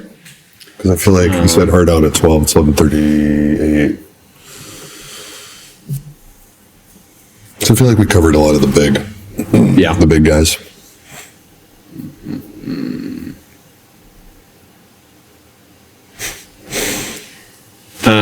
What's your favorite thing about Lumberpunk's gameplay mechanics? Or your favorite mechanic overall? Feel free to go first if you think of something. I'm definitely most proud of making, if that wasn't clear already.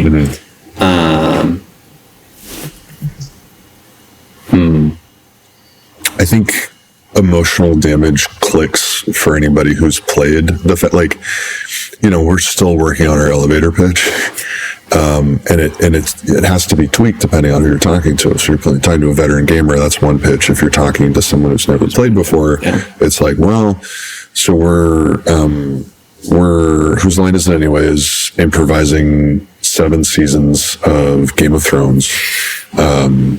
Does that make sense? No? Okay. And then there's Yahtzee or Farkle, and, we're trying to get that idea into somebody's head is tough. But I think that when I've shown this to gamers, they're like, emotional damage, yes. Like that clicks instantly, and they're like, dang, I think people are really appreciative of that being one, it's a meme, so this is our language now, but also it just feels appropriate. Yeah. It's intuitive. And so it's not the most it's a pretty simple mechanic. It's pretty simple. It's Emotional damage, yes. Rizzing, not so much. Well, to Riz or to D, those rolls are hard. Yeah. All the 2-step rolls have been really hard for new players. Even doing damage with a gun has been challenging for people. With bonus, I think part of it is a linguistic thing, right? Bonus damage, I think tracks more. We talked about this. I don't want to go down a rabbit hole, but yeah. So all of our so healing, shooting, rizzing, de-rizzing, medicine. Yeah. So some of the skill checks that medicine for sure. I'm trying to think if there's anything else. But anyways, we didn't talk about. I think maybe because it's been in the game for so long, but tech and mech and jamming. It's also something we could probably bring up more as a problem for the players. Yeah, sure. Yeah. Sorry, that was so far. But any of our 2-stage rolls are, so you in the simplest terms, you roll to hit and then you roll to do damage, and anything above the difficulty score to hit. So if you beat someone's armor class by 4 points, those 4 points now become bonus damage. And even if you bust and score 0 on your damage roll, those 4 points still go in.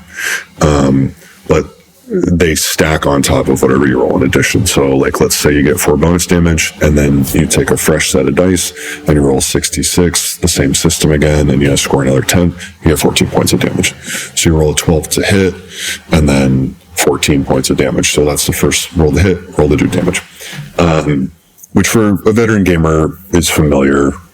Rizzing, we put some stages of difficulty scores for multiple points of rizzing in a single roll, and adding all that up is confusing for people. But I think I think for me, emotional damage, even though it feels old hat at this point because it's been core to the game for such a long time, and so we've created a bunch of new mechanics since then. It is like when someone looks at the cheat sheet for the first time, I'll see them read, and then they'll go, oh, like they get excited. They're like, yeah, that makes sense. And so I think it is like, if I was to pitch this game to a seasoned gamer, I would say it's optimistic sci-fi, solarpunk, lumberpunk. There is emotional damage in advantage, which drastically changes the size of your dice pool and your ability to be successful in any skill check. And you can be an animal if you want to. Yeah. Like those seem to be the big things that like those really pop out as like novel major draws for people. Yeah. We have so many people playing as animals.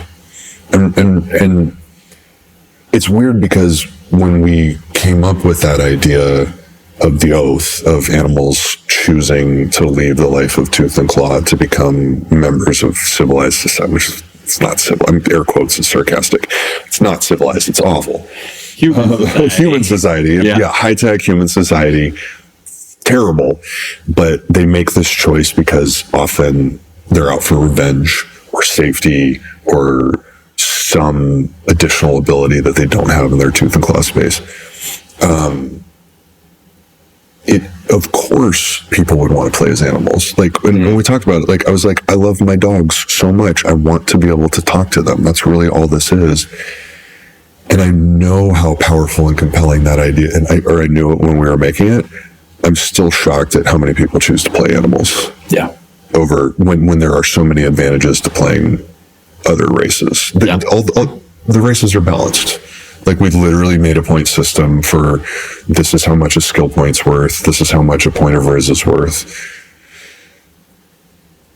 It's very level. Yeah. Maybe we can't take the 3 away because that was part of if we take the 3 away, we would have to nerf the initial builds of non-risable. Take the 3. So if a level 1 character can only have 1 point of riz, then a level 1 robot is going to have fewer skill points and stat points to spend on their initial build. Because that was was what was balanced. So stat points and riz had to be leveled. Yeah, exactly. Yeah. So maybe it is fair because like a fully stacked robot build has 6 extra skill points to start or stat points to start, which was massive. Yeah. Yeah. It's fine. It works. It's yeah. When we think about it, but anyways, like, so all of that from Tori's question, what's your favorite mechanic? It's the emotional system. Cause and I think when we lean into, like when you guys were down one point in the Middle Kingdom because of jet lag and witnessing the Tegu disappear that woman, y'all were scared. Yeah. You're like, no, don't. Yeah, you're like, I don't want to like keep digging around in the temple of the machine. Like, I don't want to like run into combat by accident. I could tell you were playing really cautiously. Yeah. And so I think, I was saying that I felt like I haven't really brought you guys down very low in terms of like physical damage. I think if we start bringing in emotional triggers for emotional damage more often, it's going to make it feel way more real. Yeah. Alrighty.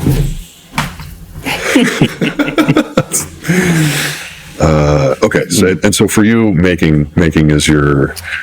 I think making, like, intellectually is my favorite, but like for me as a player, and I keep like trying to remind myself to do it more, but actually like holding over is just so satisfying. Holding over is so basically so OP. And also I wanted an excuse to talk about it briefly, because we hadn't touched on it, but you can basically, you have these 3 action points and you can choose, if you haven't busted yet, obviously, and you also haven't succeeded, you can choose to hold over and use another action point in initiative to keep whatever you've scored, pick up all your dice, and roll again, and you get your modifier again, which is, it's vicious, it's gnarly, we don't remember to do it enough. And I like, we talk about it being vicious, but it's also 2 AP. That's a pretty big cost. Yeah. But first, when it feels, and maybe it's because we've been doing more kind of horde or like the stealth encounters recently. And so it hasn't been necessarily worthwhile, which is a good balance on its viciousness. Yeah. But when you really need something to work, having that holdover is just, it's another element of player choice. Yeah. And that, like, sometimes you really want something to work as a player. And, you know, going back to the beginning of the conversation, you roll that D20 and it doesn't work. And, you know, And then you're done. but It's stupid. yeah, but in our game, if you really want something to work, if you save 1 or even 2 AP, sometimes you have to move to get over to somewhere to do something, right? So right now you have 2 AP. You have that little safety net that is, I think, really, it feels really good as the player. Yeah. And it does reflect that, like, you are a skilled operator in this world. And so in terms of, there's so many, like, back to verisimilitude and mechanics at the same time, is like, it's reflecting like, I'm really good and I remembered. Right? So like, as the player, you're like, but in the character, you're also like, and then it's like, okay, cool. I'm trying to draw a bead on this guy with my bow, and he's moving around, and my heart's racing, and that's like, I'm shaking a little bit. yeah. And so you take that time to bring your pulse down, second breath, gauge the wind. Yeah. And it's, you know, we talk about cinema a lot. It does have that, like, it also gives you the time. You know how when someone narrates a really beautiful attack and then they roll and it fails? Yeah. It kind of gives you that time to be like, wait, is this going to work? Like, maybe I should stop talking until we see if the dice reflects this really cool thing that I'm saying I'm doing right now. It totally whiffs.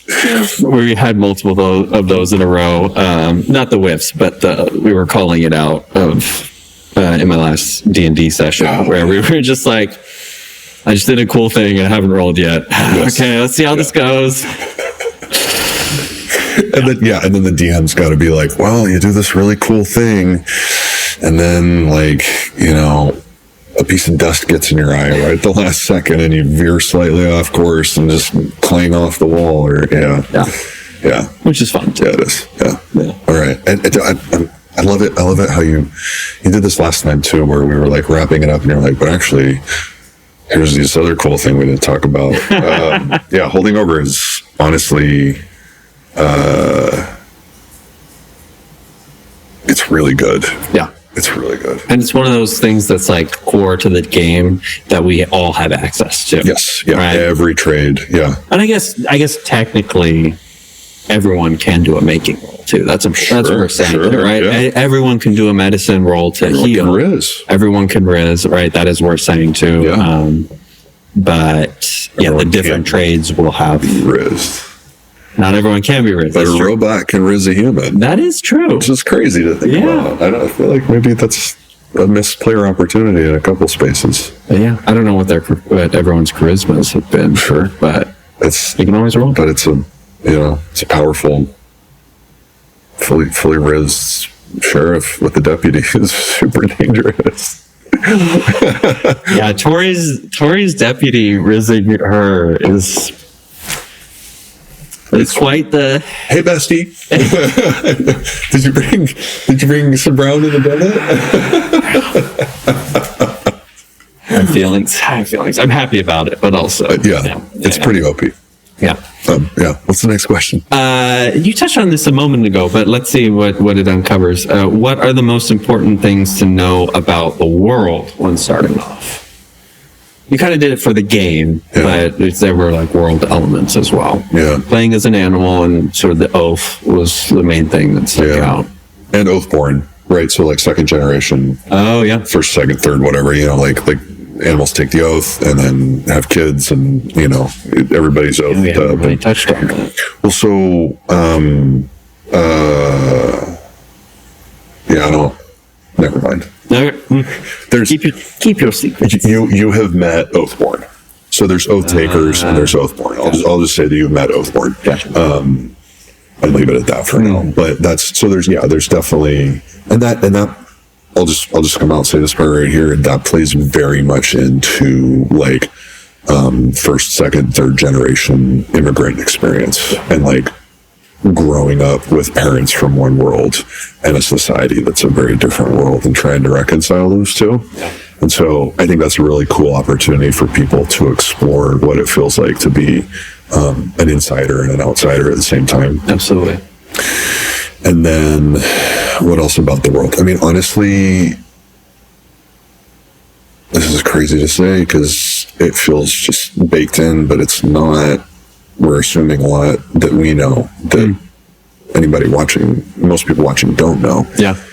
This is the outpouring of a book I wrote that I'm rewriting right now. Yeah. And so that trilogy of novels that may spin off into more takes place roughly now. And Lumberpunk takes place 400 years afterwards in the aftermath of those events directly. This is the shattering of the world order. America falls apart for the best. We're saying, in a way that's traumatic, but like ultimately leads to some good growth. Yeah.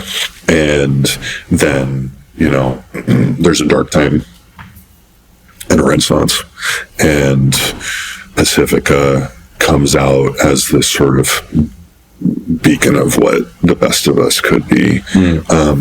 And so it was an outpouring of me pitching the novel and being frustrated that I wasn't making art at the same. I was doing business stuff and art writing, and I didn't want to write the second book because I didn't know what agents would say. And if they're like, yeah, you got to do a rewrite, and I've already written half of the second novel, and it's all misinformed at that point. So that was in conjunction with our trip to Havasupai and us realizing that we had way more in common than we thought and becoming good friends. And then you were literally on the hike to Havasupai on your music, like picking songs for the campaign for D&D. Yeah. You guys invited me to come and play. So all of this is happening at the same time. We're playing D&D together, and I'm like, oh, and you turn me on a Critical Role, so I'm listening to that and like seeing how good it can be. And then another, I'm like, okay, how do we save our world now? And what can I do about it?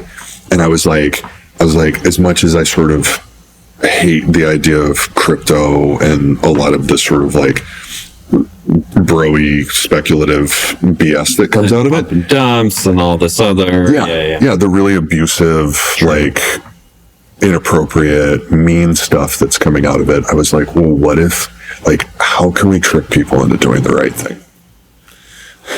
Yeah. Period. Across the just for the world. And I was like, well, what if there's a cryptocurrency that's tied to environmental indices? And like, the better the environment is, the more the coin's worth. And so that's where the green line came from. And then I was like, yeah, but now you've literally just put the environment in the crosshairs for pump and dumps, for like market manipulation. It's like, cool, I'm going to burn this forest, so I'm going to sell my crypto my green line right before that happens, put it somewhere else. So there's like forex exchange going on. And so I was like, well, how do we game this to see where the vulnerabilities and the fixes are? And so, no joke, part of the game is like, I think this is a genuinely good idea. And what if we use the game as the stress test to find out where the weak points are so we can fix them? Yeah. Well, and also that is the inciting incident of the campaign. And, like you were saying, it's a shame we lost that first episode, but that is the inciting incident, is someone is manipulating markets, or we think manipulating the market. Maybe it was just an act of war, but it seems like there was something more going on. And so you're also kind of putting a lampshade on the big vulnerability. But I also think we haven't really, I might leave this for at the table, but the question of like, does this happen? Like, is this a thing that happens? Or, we talk about it being optimistic sci-fi. Has this been working for a long time? And, is there this,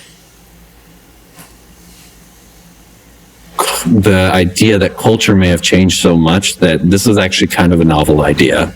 The attack and the market manipulation. We're going to leave it at the table. Yeah. I have so much I want to say that I can't. Yeah. No, that's totally fair. I love that you're thinking about it. Yeah. And, man, is there anything I can say right now that wouldn't no, I really can't say much. Yeah. No, that's totally fair. I don't feel the need to add anything. Okay. The one thing, and this is more of an anecdote, but you've already made it clear, is that and I put it in when I wrote up the character creation document. I made sure to put it in because a while back, Tori had mentioned something about wasn't sure that we were actually on Earth for a few sessions. Mm-hmm. Oh yeah, that's important to say. The future Earth. Yes, 24/32. Right. Yeah. You mentioned just things that we take for granted. It's that's a big one. There's so much. Yeah, and even when we were at Strategicon and one of our players got out index cards and passed them around. And was like, hey, you guys want to write your names on there for your characters? Yeah. We were like, that's a really good idea. Yeah. We're still learning a lot. Yeah. And when it's all in your head, it sometimes feels like it's also in everybody else's heads, but it's not. Yeah. It's 11:59. You pass that. I'm gonna maps while we. Yes. I think it should be okay for a few more minutes. But, what was the hardest game mechanic issue that we had to sort out or overcome?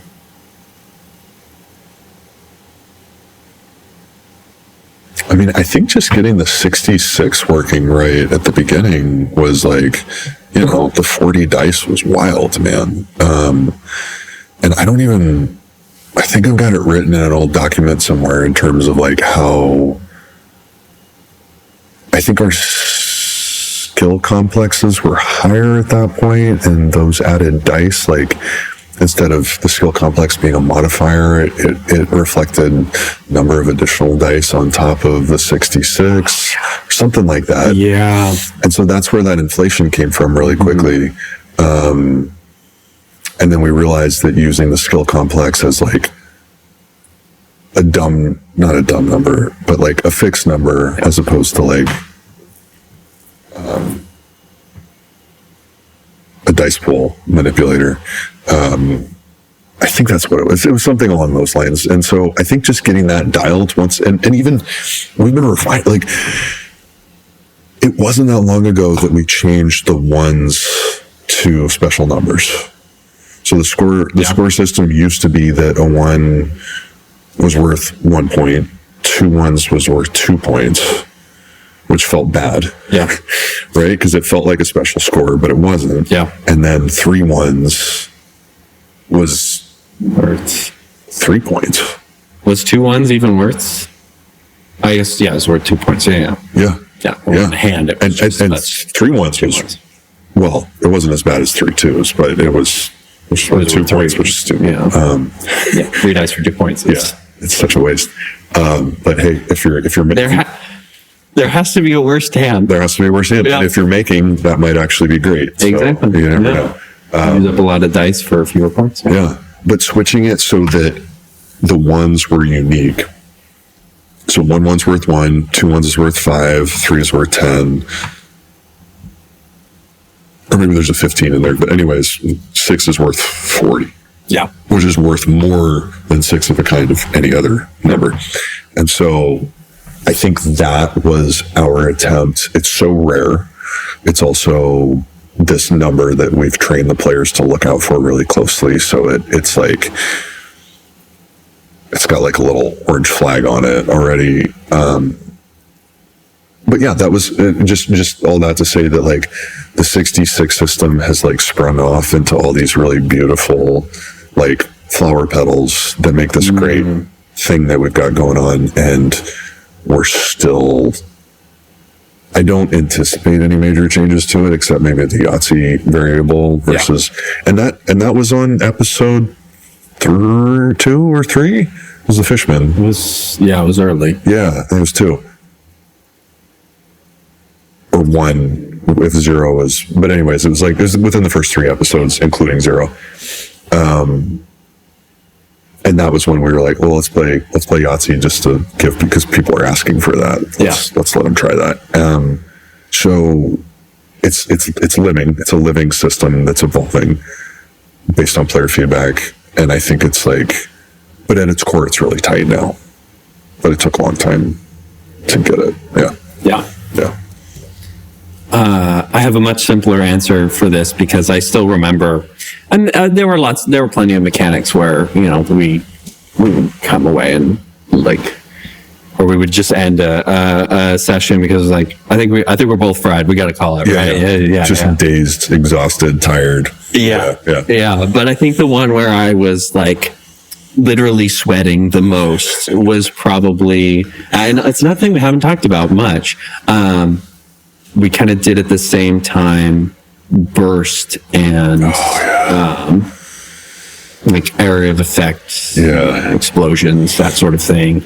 And the idea, I think part of it, and I think we had this conversation, was that was before stealth was really dialed. We didn't have the stealth system that we had. Yeah. So there was this constant question of like, lobbing a grenade or, you know, shooting a mortar or whatever it is at something that you can see versus that you know is there versus something that is not, and wanting to value stealth, but also accounting for the fact, right? And I touched on this earlier that combat has always been terrible, but the particular horribleness of post-World War I combat and that sort of randomness, bringing that in as well, and that you can be completely kitted out and stealthy and still be hit by a random artillery shell. And also I think I just personally had a lot of trouble wrapping my head around the math then, and I think I still kind of do. You were leading the charge, and I think it's like I think there are certain systems that we've internalized more, and so I always felt like I was like trying to catch up with PR of like, okay, I want to get this, but I haven't gotten it yet. So while we were still actively changing things, so it's something that I want to revisit too, especially now that Tori. We were kind of having a little side conversation last session of like, you could do a burst. I can't explain it to you right now. But it's good. It's good. Yeah, but I can't explain it to you. And PR saying something. Right. So I was doing this whole thing, but it is one of my goals in terms of getting back into and folding in. Yeah. I mean, we'll go into it. And I think that what I need to start doing is at the beginning of a session, I need to have some notes. And I'm like, all right, so Tori, you've got a Sterling Mark V. This is how it works. You know what I mean? Yeah. And maybe just do a quick dice demo. right? Yeah. And then being like, and guys, this isn't a spoiler per se. We're going to go into stealth initiative in this session. This is how that works. Yeah. So you know that if you cross that line of sight, it's going to be a trigger for a check. But if you navigate in a different way, then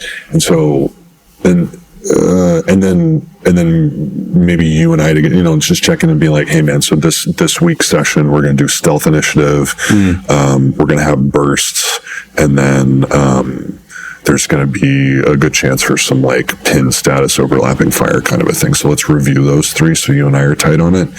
We'll do a quick primer for everybody pre-session, and then that way everybody will go in, and then like, and a reminder, you can hold over, just like a little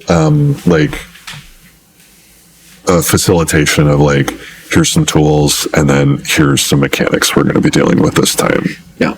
I was starting to do that more as a DM before we really dropped off in our game of that, like, oh yeah, I'm a DM, but also like still teaching the game, right? And it's harder too when we were not playing that often, right? But like, oh yeah, and you'll notice things during the game too, or like players will bring up of like, oh yeah, I have this thing, and just jotting down like, okay, I'm not explaining that right now, but at the beginning of next session, we're going to talk about this. Or like if you're sitting at the head and you're thinking to yourself, they have this, but I don't think they really have this. I'm not going to tell them right now because it feels like a gimme, but at the beginning of the next session, remember, you have this. Let's talk about this. You could have done, maybe not you could have done, but like, and you can do this, and that's really powerful. But like, we're all here to have fun, and sometimes, having fun is not always crushing your friends. Sometimes it is. Yeah, it depends on which kind of game you're playing. That wasn't as good a button as I was hoping it was going to be. Is it time? Yeah, I think I should. Yeah. Okay. Back to the grind. Yeah. Well, then, I mean, the button that we've always used, does this feel like a good place to end for the day? I think so. Yeah. Okay. Cool. All right.